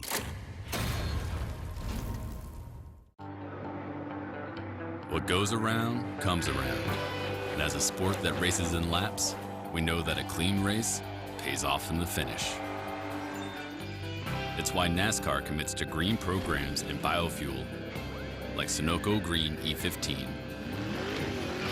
so we can offset our carbon emissions. We're not going to stop making a difference, and neither should you. Learn how you can help by visiting NASCAR.com/green today. Ryan Blaney is trying to become the first driver since Billy Wade at Old Bridge, New Jersey in 1964 to win his first career pole and first career race in the same NASCAR Premier Series event. Here's some audio from the leader. 99 now, back by 5. I can see him. I know he's faster. How many times? Copy. I like that. I'm focusing, man. Dale Jr. to pit road. Remember, he did not take tires on that caution. Now he's in, Vince. Well, and we've heard it from Junior throughout the course of the night, just feeling a vibration, and he was feeling it again there. I spoke with Kenny Francis from Hendrick Motorsports a short while ago. He said they've gone to a different gun on the rear of the car, but they've not seen an issue with the loose tires or the loose wheels tonight, but they made a switch with the rear air gun, hoping that that might help with the vibration, but they used it on the last stop as well. 2 weeks in a row, vibration issues for Dale Earnhardt Jr. And particularly on the rear, it sounds like left rear. 28 laps to go now. Half a second separates the leaders. Well, and you saw where Martin Truex Jr. closed the gap, got up to the 21. But you have to remember, there's air being disturbed. Once you get closer, it starts to create some turbulence and can affect the handling of your car. So if he's gonna pass him, he's gonna have to do it and find clean air, either right on the bottom or maybe way up top. Well, I know one thing, he's not going to pass him on the straightaway, because that 21, when it gets up on the straightaway, it digs, man. He goes somewhere. Oh, big loose moment for the 21 right there. Lost a little bit to the 78. He lost a lot. Lost a lot of momentum. He's got right white there. gloves. If you just watch inside of his windshield, you can see him correcting, and he definitely got loose. And he went up the hill a little bit there, and here comes that 78. You know what he's doing? He's looking back. You need to quit looking back. Focus straight ahead. Reed Sorensen just ahead. Blaney goes high. Now Truex. Whoa, boy! That was almost disastrous. I think the 21's gotten a little bit loose. I think he was pushing it hard on the right rear. That one moment he had may have overheated the right rear just a little too much, and it's only caused it to get looser. Yeah, that 78 is solid, man. And in Reed Sorensen's defense, 78 was on the bottom and then switched lanes on him for the lead. Kind of battle. Blaney's got to stay in his tracks, try to predict which lane he's going to choose. Just a little tight. It looks like the car's a little loose right in the middle of the corner. That's where the 78 really closes. And here we go, drag race. You can see the hands on Ryan Blaney correct back to the right. Lost the momentum. The 78 takes the lead. It's going to cause Blaney to have to move around now. He's been stuck to the bottom. He may have to go to the top. Let's go finish this thing, baby. That's what we come here for. Clear about 4. Clayton Hughes, spotter for Martin Truex. Car to wall, turn 1. Corey LaJoie had been having his best career night, running in 23rd. Might have lost a right front. He hit the wall pretty hard in 1. I think he did, Mike. You see the fender is kind of blown up there, like maybe the tire let go. Martin Truex Jr. did not want to see that, because that 21 crew's been so solid with that #1 pit stall. Pretty good chance that he could get that lead back. And then you've got, what, 20 laps to battle it out. This is a money stop if they make it. Now, Corey LaJoie would have been the next car that Martin Truex caught. Have a look here. Wow.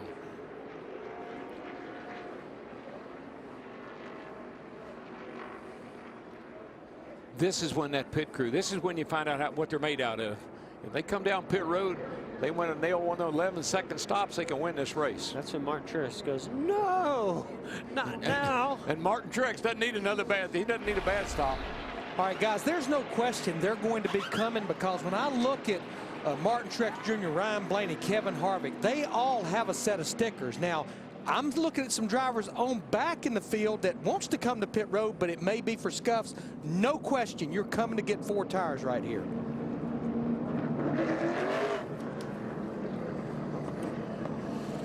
Oh, boy. Now, on the last stop, Truex's crew took an extra moment to make sure all 5 were tight on the right rear in case that was the last stop of the race, because NASCAR checks those lugs and there's heavy penalties after the race if any are loose. Now they all get one more chance at this being the last pit stop of the night. Better nail it, boys. Got to nail it.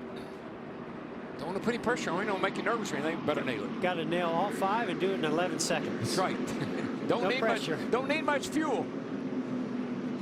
Vince? The 18 of Kyle Busch said, as I've told you a moment ago, it feels good for 3 laps, then it just goes crazy loose. Kyle says he feels like the tires just get hot and greasy. He said, I don't really know what to tell you. Adam Stevens said, I'll make an adjustment. We'll see what we can do. It's a 4-tire change. They'll put some tape on the grill, Matt. And Harvick says the last change hurt the center of the corner. He wants the team to back it up. Meanwhile, match competition, Chris Taylor and Lee Cunningham on the 78, the changers, going up against Shannon Myers and Ryan Flores. The battle off pit road, Mike. That's going to be close. Isaiah, it's Blaney. Blaney, Truex, Hamlin. Let's see the video evidence and see how close it was. So close. Blaney closest to the camera by a nose. Wow. What a well race that number was. 1 pit No, stall. I'm doing that number 1 pit stall, and that crew did it again. They're nailing it. Ryan Blaney, as of tonight, has led over 200 laps this year, something that the Wood brothers have not accomplished since Neil Bonnet did it in 1982. Now, see, I think if Ryan Blaney can get the lead here, I think he can hold Truex off for 20 laps. I do too. It's once you get past that 20 lap mark that I think is when he starts losing the handles. So are you going to take the inside, or are you going to take the outside? I think he takes the outside. He's been so strong on the outside. He can hold down Truex from the outside and loosen him up and get that run down the back straightaway. When Ryan Blaney took this ride, he was aware of the storied history of the Wood brothers, and I think that came into clarity here yesterday when he joined this list of drivers who have won poles for the Glenwood Company. Look at that. Look Now, at the David names. Pearson, Nice. Cale Yarborough, look at all the Hall of Famers and superstars of racing Foyt, that are on this list. Junior Johnson, Dan Gurney, And Ryan Blaney. Unreal. and of course Pearson. He led them all. Nope, no pressure. no pressure. Look at this. Yes. Now, Denny Hamlin came out 3rd. What are his chances, Jamie? Well, he's pretty happy with the car now. Actually, the best I've heard him all night long. He said it's definitely better on the short run now. Let's leave it alone. And they had an extra set of sticker tires on, so we'll see if that makes a difference here. Wheels. Wheels, he's smiling. He's happy. He's happy. We did our part, buddy. Eric Jones did not stop. Everybody behind him did on the lead lap, so Jones will be the race leader. When we go back to green, we're coming around for 20 to go. So Eric Jones and Martin Truex in 3rd. 2 of the first 3 spots for Barney Visser's Furniture Row Racing team. This is a home game for them. They're based in Denver, Colorado. Most all the rest of the sport is back in the Carolinas. Here's some radio from the 78. Didn't really our best position to be in, but we got a shot at it, so we'll give her hell here. It was going to be set and sail right there for the caution, so oh well. That's the way it goes, I guess. Yeah, I like that, but you know what? Let's think about Eric Jones. Eric, you're leading the race. You don't have tires. You spun out twice tonight. bring her home. Right. Now, a bunch of cars have taken the wave around. Third is not the best position because he does not have lane choice. He'll have to start on the inside. Now it's a question of what lane Erik Jones will choose. He's taken the outside. And Blaney's got to be careful here because he has fresh tires. His car's going to accelerate. The 77, good chance he might spin the tires. So you got to be careful because it's a judgment call. If he spins the tires and fades back and Blaney beats him to the line, you got to hope that NASCAR calls it, you know, his way and realizes what caused the 77 to fall back, if that happens. Yeah, take that into consideration because, I mean, after all, the 77 is on older tires. So, But if you're Blaney, you got to be careful because if you hesitate, that 78 is going to be ready to pounce. We've already seen him go 3 wide on the apron on restarts tonight. Reed Sorensen gets the free pass as Ryan Blaney tries to become the second driver in as many weeks to score their first career win. Ricky Stenhouse did it last week. Last time we had back-to-back first-time winners, 2007, Casey Mears at Charlotte, and the next week at Dover, Martin Truex. Wow. Actually, I think Truex is in a good spot, guys, because the 77 is not going to be able to go that great, and he's going to follow the 21, and it's going to be a race. Well, let's find out. It'll be 19 laps to go. Green flag in the air. Let's see the 77 bobble there a little bit as he did spin just a little bit. Oh, look at this. Oh, he's going to get to the outside of the 21. That's not what the 21 wanted to see.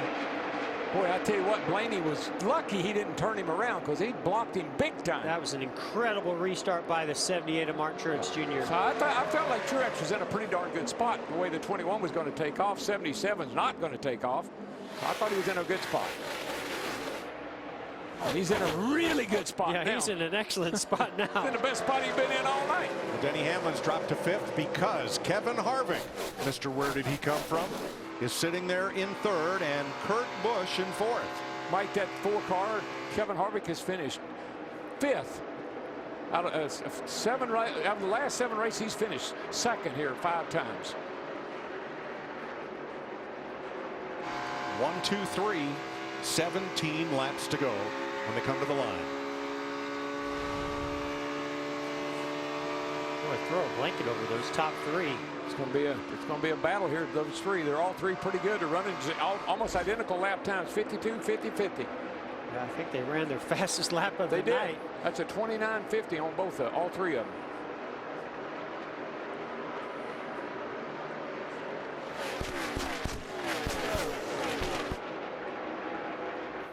$16 to go. Hamlin, or rather Truex, not pulling away. But let's have a look at the 5-hour energy extra strength. Big move of the race. And it's the restart. Watch Martin Truex as Blaney carries him down the racetrack. Down, up, and shoot the gap. And I think Blaney did hesitate just a little bit when the 77 spun his tires, because you saw the 78 of Mark Truex Jr. get a pretty good run on him. He just had him in a really good position and then was able to just squeeze to the outside of the right rear of that 21 on Blaney. Yeah, I think Blaney, that blocking he was doing on the 78, I think it cost him a little momentum, and that just opened that outside up for the 78, and around him and went, and off he goes. He's pulling away about a 1/10 and a half, 2/10 a lap right here now.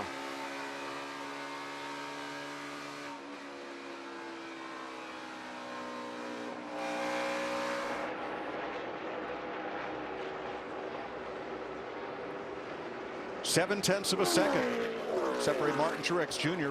from Ryan Blaney. Truex has led 90 circuits so far. Blaney's been out front for 83 laps after starting this race from his first career pole. Kevin Harvick 1.2 seconds in back. Does he have anything left with 14 laps to go? And right behind him, Harvick's teammate Kurt Busch in 4th, 2 seconds back. And what an incredible night for Jimmie Johnson. I wish I had a count of how many cars he has passed after starting in back and having to go back to the back. Look at that. If your investment portfolio looked like that, buy, sell, buy, yes. sell. Yeah, no kidding. Ride it out. But you know, be a great top 5 for Johnson if he hangs on. Here's 8th place. Another recovery by that 2 car. He's had an up and down night too, and here he is battling for a top 10. And not far behind these two guys here is Daniel Suarez has had a great night. He's running in the top 10.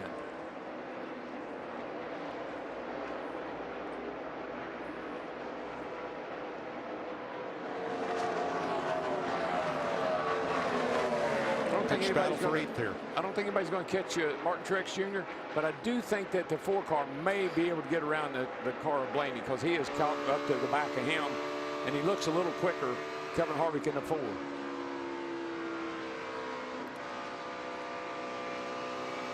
The Truex is long. And you can see Blaney, he's struggling a little bit with the back end of the car. He's gotten pretty loose. We saw that happen towards the end of the run the last time. Seems like it's creeping in there a little bit sooner here. Harvick. Yeah, it looks like he's chasing that car up the track now, Jeff. The 21 of Blaney is. By 1, 10 to go. 201 miles per hour into turn 1. Half back bottom. Right with it. Blaney's leaving that bottom line. Thanks off here. We got a caution. We got a shot. 10 to go. Go by 1. Harvick's got time.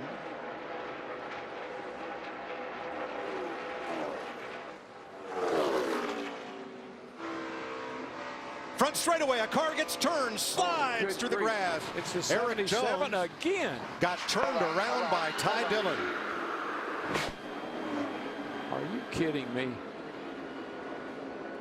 I've never seen anybody go around and not hit anything that many times in an Well, he's had a lot weekend. of practice tonight. I mean, that's the 3rd time. Poor guy. Somewhere several rabbits are missing feet. No kidding. Well, here's a look at it. It's not pretty.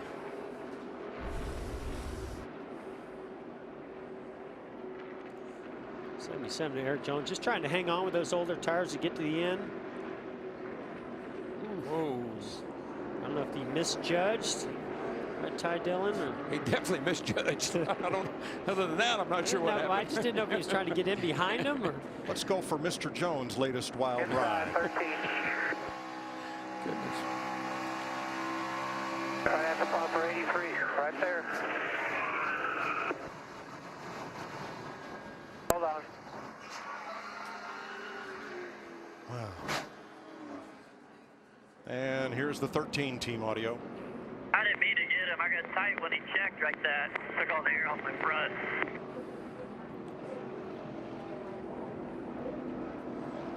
Right now, Eric Jones has got to be wondering, what do I have to do to finish this race? Think about it. That's where he spun in practice, off turn 4. So he spun off turn 4 twice now, off of turn 2 twice, and he's still going.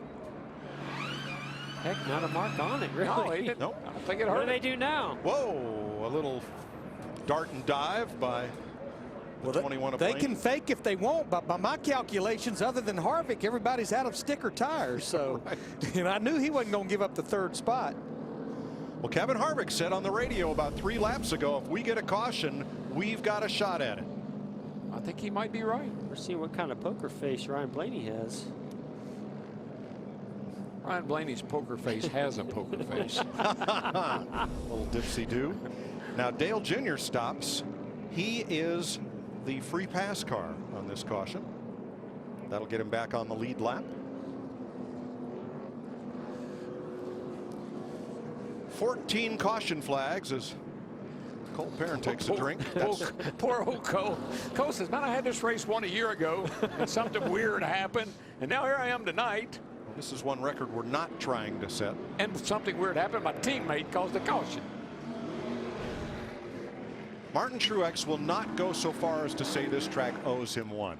But what happened to him here last year, where a tiny screw that came out of a fitting and got caught between the wheel and the hub cost him a victory. Something that we've talked about during the practice and qualifying shows, that something you just could not ever imagine happening again in a million years of stock car racing.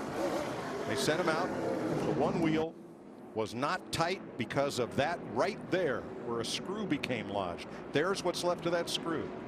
You just can't imagine things like that happening. keep that spacer to the hub there. So now, with 7 laps to go, and Truex in command. Here's the leader. Think about a restart. I think bottom. Just so fast right now. Yeah, I hear you. I guess let's try it. Hope it works out. Boy, that's a tough call. That is a very tough call, because if the 21 can just get to his right rear, he can really make his life difficult. The guy's going to make their life difficult is that 4 car, because he's going to go to the apron, and the 78 is going to have to block. They'll be 3 wide by the time we get to They'll be 3 wide turn. going into turn 1. Well, early on in the heat of the afternoon, you had to be on the top side to go on the restart. But now things have way cooled down. It's a game changer. Well, the temperature's cooled down. Yes. Things are getting ready to heat up. Well, yeah. This will be one to watch, folks. Just let me tell you. Go wake up Ethel until they get close to the TV. We're getting ready to see something here. All right, 5 frames to go in the Go Bowling 400. And don't spin the tires. No turkeys. Don't let them take you 3 or 4 wide. Oh, it's going to get wild going into 1. You lead 5 laps in a row. That's a Yahtzee. That's a checkered flag. Okay. Okay. I'm working on it. Take a deep breath. Stay calm. Get the heart rate down.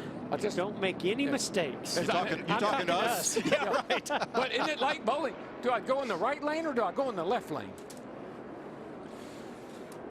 Jimmy Johnson, by the data, has passed 90 cars tonight. Good thing he likes passing cars. Here we go. 5 laps to go. Truex, Blaney, Harvick, Busch, Johnson, Hamlin, Busch, Keselowski. Well, I think because the 4 car was able to get up to the left rear of the 21. Whoa, they're not done. There goes the 48. Yikes. Kurt Busch and Jimmy Johnson get together. Caution. You got to make it. We've tied the record.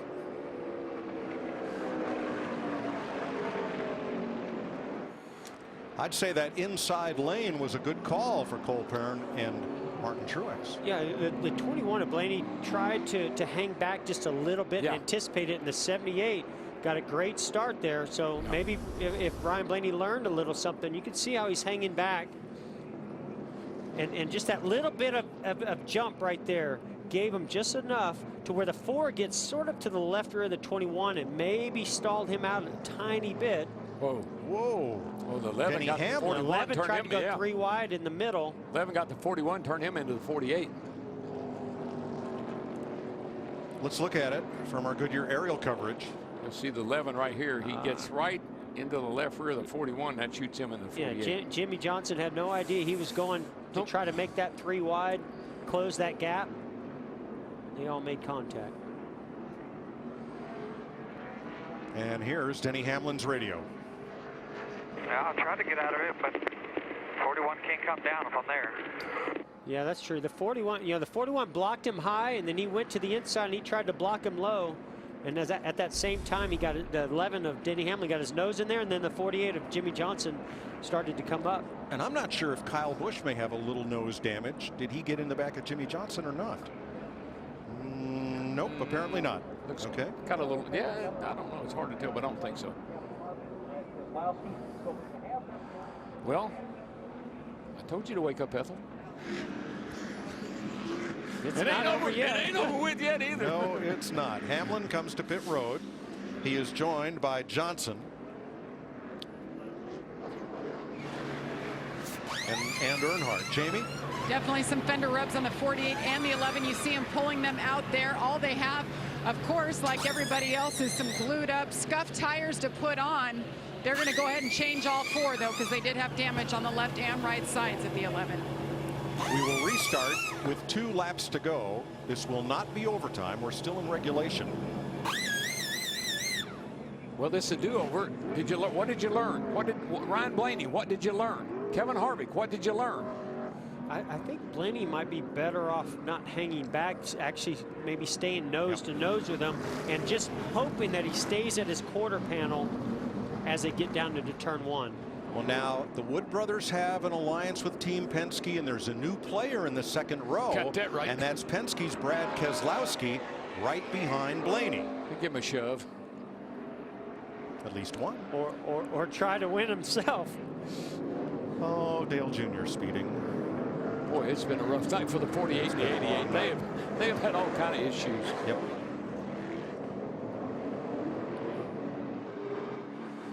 This is going to be fun. I'm gonna tell you, it's going to be fun. Not for them, but for us. Now we're still in regulation with 2 laps to go. We'll have the restart. Truex Blaney, Harvick Keselowski, the Busch brothers in row 3, always exciting. Daniel Suarez having a career night with Kyle Larson in row 4. McMurray and Stenhouse, the 1-2 finish from last week, in row 5. Then it's Bain and Kenseth, and here we go. Yeah, 21 just couldn't get going again.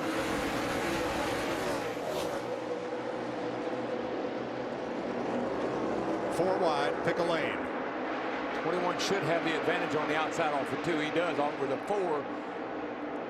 Yeah, but Truex is long gone. Oh, I thought the 4 of Kevin Harvick might get back to his bumper, but here comes the 2 of Keselowski. Keselowski had one of those nights, and here he is fighting for a top 5. Oh, the 4's under 21. He's going to make that pass. The white flag waves. 1 lap to go, sponsored by Credit One Bank. 3 wide. 3 wide into turn 1. Can they make it? Keselowski made it. Boy, I tell you, Kevin Harvick is being mighty kind to that kid in the 21 car. He cut him some slack.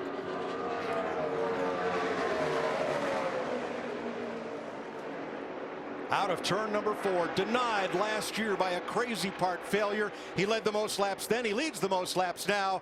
Martin Truex gets his Kansas win. Wow. Oh, we got it. Yes. Awesome. Finally. Hell yeah, man. Hell yeah. One hell of a job. Trouble down here in turn 1, guys. The car just went across the apron, slammed the wall. Austin Dillon. Not sure what happened there. Wheel, man. Good job.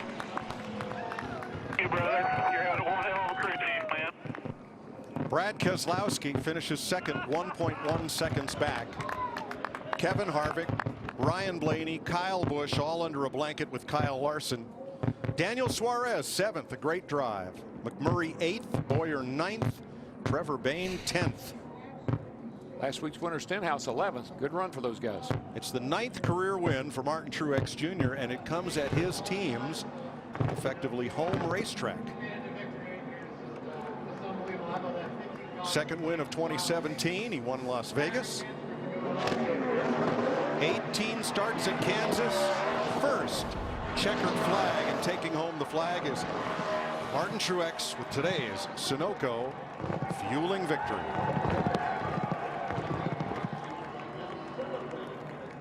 One of 13 blue cars in tonight's race. Mike, how many career victories did you say that was for Martin Truex Jr.? Did you say 9? That's 9. I mean, that blows my mind. This guy has led so many laps and has been in position. And that's why when he gets these wins or something happens when the caution comes out, it's like he thinks he's snake bitten, because I feel like he should have about 30 wins right now. Well, I think the guy that's really matured and is, like he just said, you're a heck of a crew chief, Cole Pearn. He's really come a long way in the last couple of years as a crew chief, making great calls. They got a good team. Won the race. It's the 8th career win for Furniture Row Racing, their 2nd of the season and their 1st here at Kansas. 2nd win of the year for Toyota and their 4th win at Kansas. Ryan Blaney won the pole, won a stage, comes home 4th. Jamie? Led 83 laps tonight. The good news is it broke that streak of bad races and bad luck for a while, Ryan, but I know this is a tough one for you to swallow. What's your take on tonight? Yeah, I mean, it happens, I guess. We weren't very good long run. We had a great short run car, and I thought that was going to play right into our hands at the end there, and 78 got us on that restart somehow, and I just didn't really block where I should have, and I don't know, I was super loose there the last couple restarts, and he got me spinning my tires a little bit, so you know, it kind of stinks. I thought at worst we should have finished 2nd, but I think it says a lot for this team to go out and lead laps and have a shot to go win races, so this is the right move to get back on track. I think it's just a matter of time before we see the 21 in victory lane, Vince. with Kyle Busch, who finishes 5th tonight after leading 59 laps. You managed to smile with Coach Joe Gibbs there in conversation, but I know you can't be happy with the way this one came to an end tonight.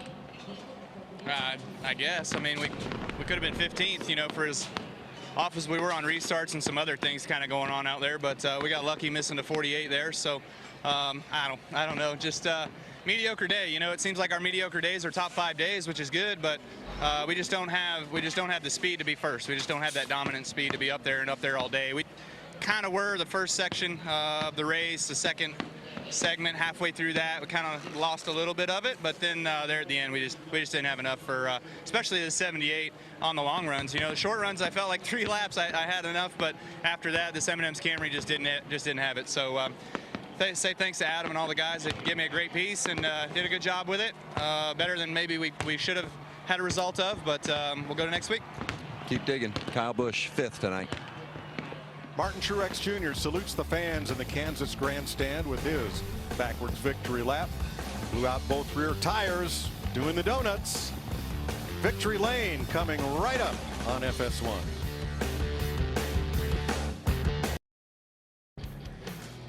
Live from Kansas Speedway, there is Martin Truex Jr. in the 78 Toyota pulling into victory lane, the 9th career win on his 8th different track. He led the most laps, his 2nd victory of this season, as we welcome you to victory lane for the celebration. And let's head down to victory lane.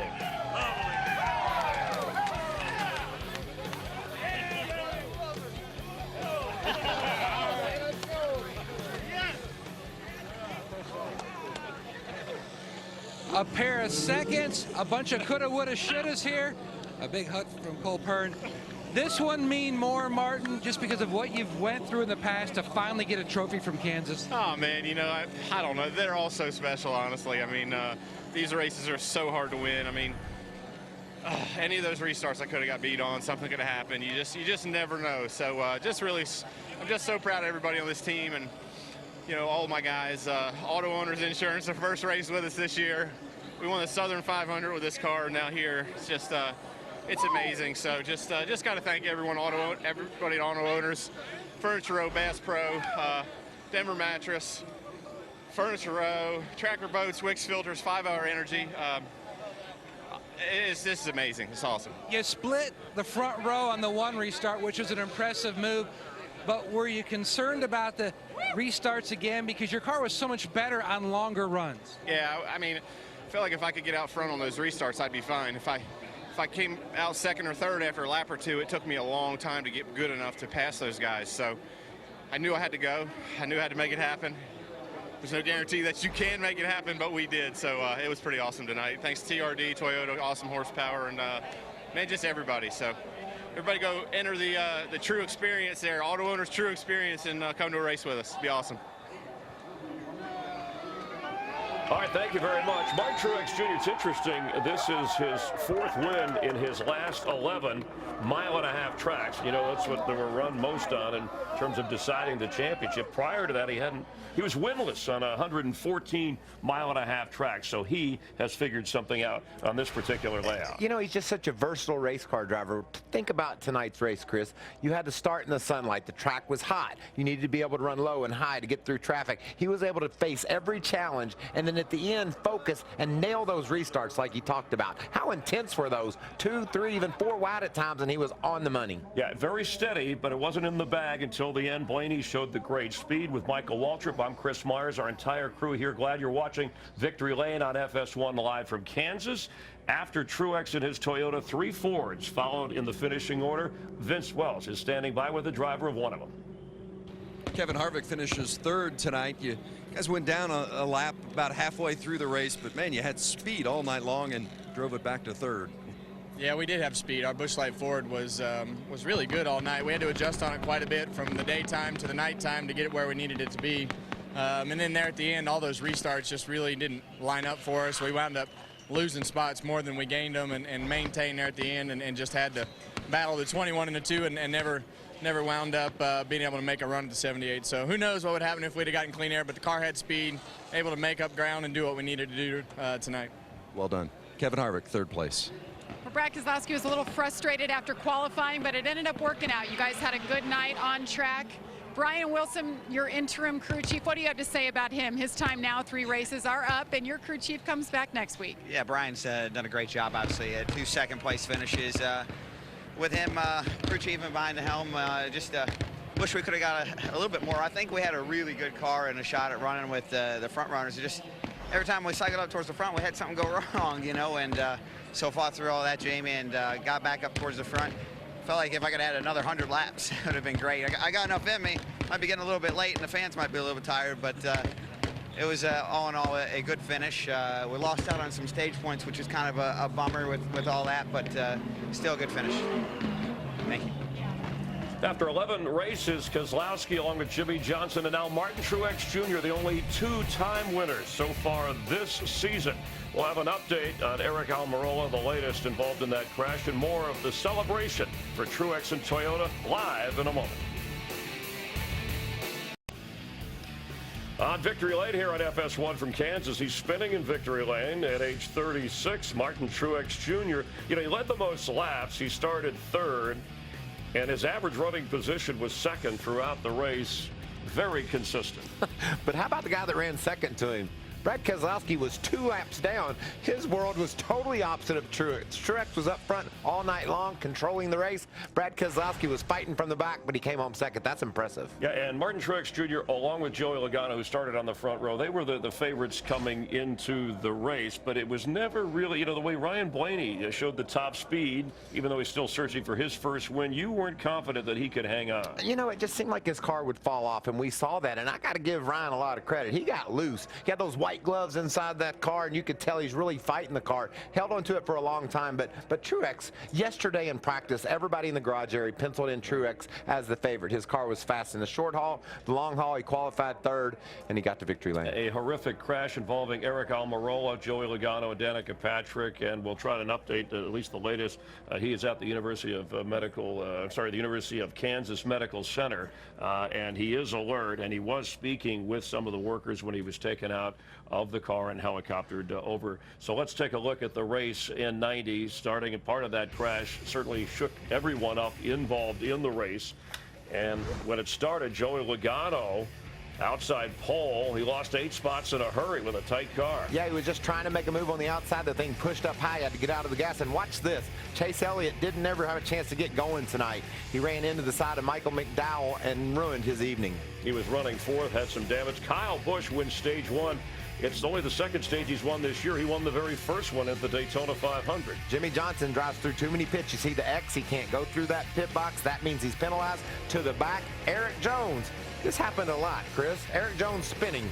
Eric Jones spinning, and Eric Jones spinning. Part of 15 cautions, which equaled the track record. There were only 6 caution flags in this race last year, and that 15 the most of any race this year. Jimmy Johnson getting into Kurt Busch, cutting a tire. Yeah, he was a lap down. He cuts a tire here, has to battle to get back on the lead lap. Had a really fast car, but a lot of trouble tonight. Another car that had issues, Ricky Stenhouse Jr. and Brad Keselowski. Both these cars with loose wheels, like I said earlier, they lost 2 laps and both battled back into contention. Ryan Blaney, the pole sitter, turned the fastest lap in the race, over 186 miles per hour, your stage 2 winner. And then this, 68 laps to go. Joey Logano, apparently there was a broken rotor, and he gets into Danica Patrick, and according to him, over 200 miles per hour. You see Eric Almirola right there in the 43 car, slowed down and hits hard, and then later had to be cut out of the car, airlifted to the University of Kansas Medical Center, where he was at least alert and speaking with people. He will be there held overnight for observation, and that's the latest information we have. And these restarts were wild. Look at Truex all the way to the bottom of the racetrack, splits the middle and grabs the lead. After this, he was in control of the race. Several restarts that Martin Truex Jr. had to put last year what happened in Kansas behind him, and he, as he said afterwards, never really felt comfortable because so many things can go wrong, but not this time for Martin Truex Jr. and for Toyota. And here's how consistent he was. Look at that. If you're a driver, that's what the way you like to be.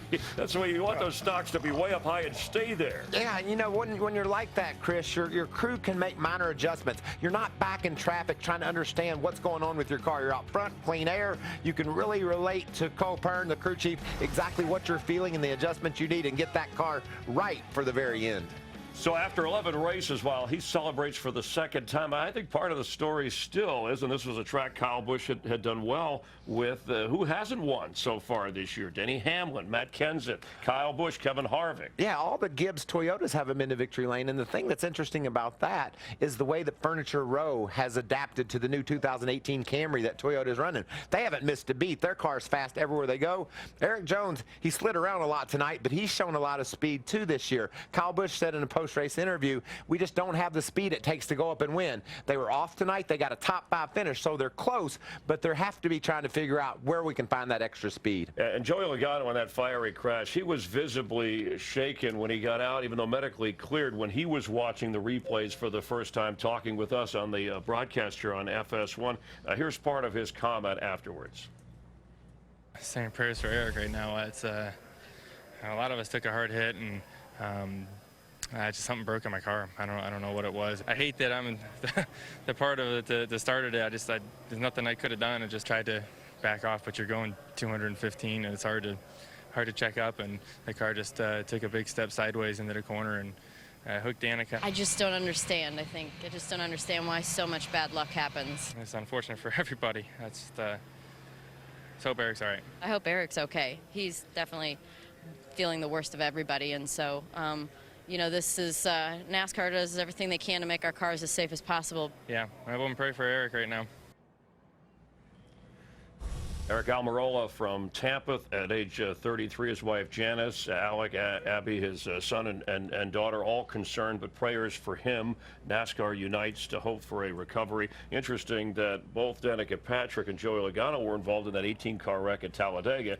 Eric Almirola was not, but tonight, what triggered this actual crash? I think a right front rotor failed is what it looked like. We heard a lot of the teams talking about having brake issues, maybe using a little bit more brakes than they thought, so they weren't cooling as much as they needed. Aerodynamics is so important at a place like Kansas. You don't want air coming into the front. You want it going around it. And the brakes, I guess, were compromised on the 22 car. That could have to do with how your car's handling, but the rotor exploded, turned them sideways, clipped Danica. And remember, Chris, that's absolutely the fastest part of the racetrack down into turn 1. You heard Logano say over 215 miles an hour in qualifying, definitely over 200 miles an hour in the race. So what a terrible place to have something like that happen. And Eric, you can't just cut a car to the left on command at 200 miles an hour. He got in the corner high, couldn't get it turned, and ran into those guys. Yeah, it was very, very unfortunate. The safety crews on hand right away to do what they could to get Eric Almirola out of the car and to the medical center. Let's head up to the booth and listen in to Jeff, Darrell, and Mike.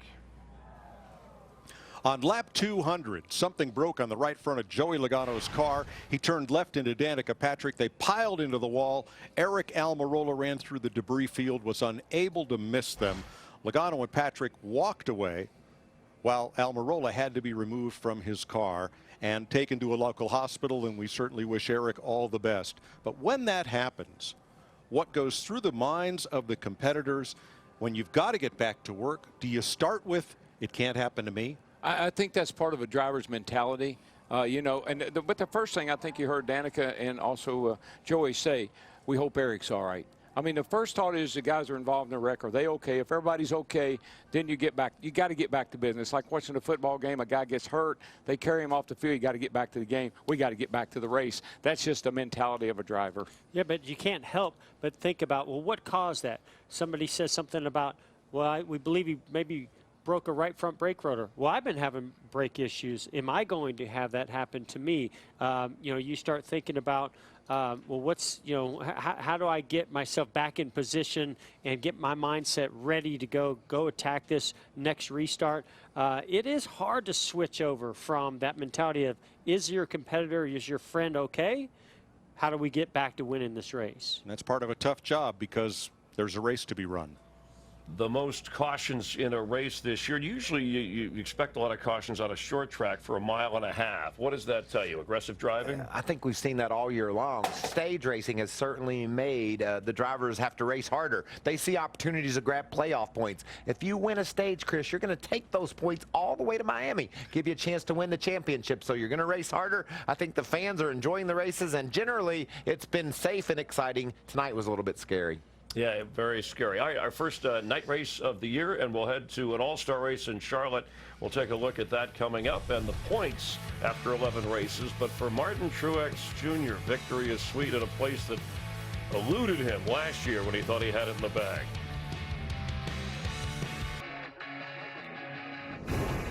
Fellas, everybody have a good night. The old-fashioned night race here. All right, boys. New race.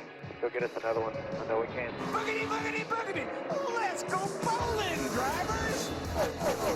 267 laps of Ashworth coming their way. Well, there goes R9. I didn't see him. I was already past his nose when he pulled out. When she started, there was no getting it back. Good job keeping it off everything. Oh, my bad. My bad. I'm the one driving the car. Get the tires on here tight. I don't care how long they'll take. Hello, come on, come on. Hurry, hurry, hurry. Big wreck, yellow valve, big wreck. Holy hell. Rear wheels went up 6 foot in the air. Took a while, it's not good. They cut the roof off. He's on a stretcher. Martin Truex gets his Kansas win. Well, we got it. Finally. Hell yeah, man. Hell yeah. One hell of a job. And we're glad if you're on the East Coast, thanks for staying up late with us on Victory Lane. Michael Waltrip, Chris Myers, welcome in Larry McReynolds for a little post-race inspection. Kind of an interesting race. Larry, what caught your attention? Well, with 15 cautions, I've got them lined up failing post-race inspection. But to me, it somewhat started on one of those early cautions at lap 52. Chase Elliott, they made the decision to come to pit road and do right side tires only. The danger you run into when you do that and everyone else is changing four, boom, you're leaving when cars are still coming in, gets into McDowell, of course, puts an end to his day. Jimmy Johnson, driving through too many pit boxes under caution, had to go to the tail end of the field right there. That put him back, and as he's working his way back up through the field, he gets into Kurt Busch, cuts the left rear tire down. All types of troubles all night for Jimmy Johnson. Was on a nice recovery, but then he got in that last caution there on that last restart, ended up finishing 24. So not the night that Hendrick Motorsports was looking for across the board. Larry, let's break down the mistake for Chase Elliott and Alan Gustafson. You've got your spotter up on the roof looking down on pit road. When does the crew chief take over and spot for the driver? The driver can't see when guys are pulling out. Whose fault was that, and how do they prevent it going forward? Well, yeah, in my book, Michael, it's on the crew chief and the spotter's shoulders. You know, when I was a crew chief, I was on that box. As he was pulling in or as he was leaving, he was my responsibility. But once he kind of left the box in front of us, then it was on the spotter. Chase Elliott, I know he was mad at Michael McDowell. Michael McDowell did absolutely nothing wrong. All right, thank you very much, Larry. So Ryan Blaney, Chase Elliott still searching for the first victories of their young and what we expect outstanding careers looking forward. But a veteran, Martin Truex Jr. victorious tonight. And as we look at the standings after 11 races, of course, those wins, you win, you're in, and those playoff points, leading stages, that's something that helped out Kyle Busch, still searching for his first victory of the season. Yeah, but you have to have playoff points, Chris. That's what it's all about. You take those things to Miami, that's how you're going to win a championship. So I'm focused on those. I know Chase Elliott's going to get to victory lane eventually. Kevin Harvick as well, Kyle Busch, but let's get us some playoff points in the meantime. And you see Ryan Blaney heading the second group, and we're getting closer. That cutoff is at 16 spots. Casey Kane right there. Ryan Newman, who does have a win. On the outside there, again, Eric Almirola and Daniel Suarez. The Chevrolet only led 2 laps tonight. And what does that tell you about where they stand? We know Jimmy Johnson has a couple of wins this year, obviously. Jimmy Johnson has been amazing. It's just the strength of the Fords. We saw it from tonight out of Ryan Blaney, and of course the way that Brad Keselowski closed. The story in 2017 has been how fast the Fords are. Obviously Truex has been impressive, and his Toyota Gibbs hasn't been where they were a year ago. And so people are still searching for speed. It's because of the fact that the Fords have been so solid. Was there anything else Ryan Blaney could have done? Even his pit crew, it seemed like, and he talked about restarts, the challenge there. Maybe the experience factor on a track like this. Anything he could have done differently? You saw him driving so hard to try to hold off Truex, and you could look in his car. He had on white gloves. He was all over the wheel. He was doing everything he could, and at the end, he put the best restart moves on him they could. Truex was just too strong. Our points leader, as you saw, Kyle Larson, wound up 6th, and that's the only Chevy in the top 7. Suarez, though, that's a pretty good finish, ending up 7th. Yeah, he's finished 7th 3 times, and he has been impressive as a rookie this year. I think that was his 11th start tonight as a Cup driver. That's amazing. And think about Michael McDowell. Larry McReynolds said he didn't do anything wrong. He did a lot right. They had an engine failure yesterday, started in the back today, got in that crash on pit road, and finished in the top 15. Hats off to McDowell. Yeah, if we could, we'll go back to a moment ago. We talked about Eric Almirola here in the 43 after that accident, and he was able to quickly get the net down. So that's an indication, okay, that at least I'm alert, I'm awake. He was speaking to the rescue workers, and this is a photograph from inside the car before he was cut out of the car, and precautionary reasons put on the backboard, placed inside the ambulance, then helicoptered over to the medical center. Yeah, it's just a tough situation. You can see Eric's grimacing on his face there because of the impact that he took. We talked about the speed, over 200 miles an hour. The way the car catapulted up into the air and back down. You just worry about what possibly could be hurt with Eric. Look at that. And we're talking when he made impact over 150 miles an hour, I'm sure. He's a tough kid. Popping that window net shows you that, but obviously there's a lot to check out on Eric Almirola. His family, drivers, the racing, the NASCAR world very concerned, thinking about Eric Almirola, and amazingly that Joey Logano and Danica Patrick went to the care center and were physically okay. Well, you think about a football game. When someone gets hurt, the players get in a huddle and they say a prayer, and then they go back and play football as hard as they were before that. Same thing in the racing community.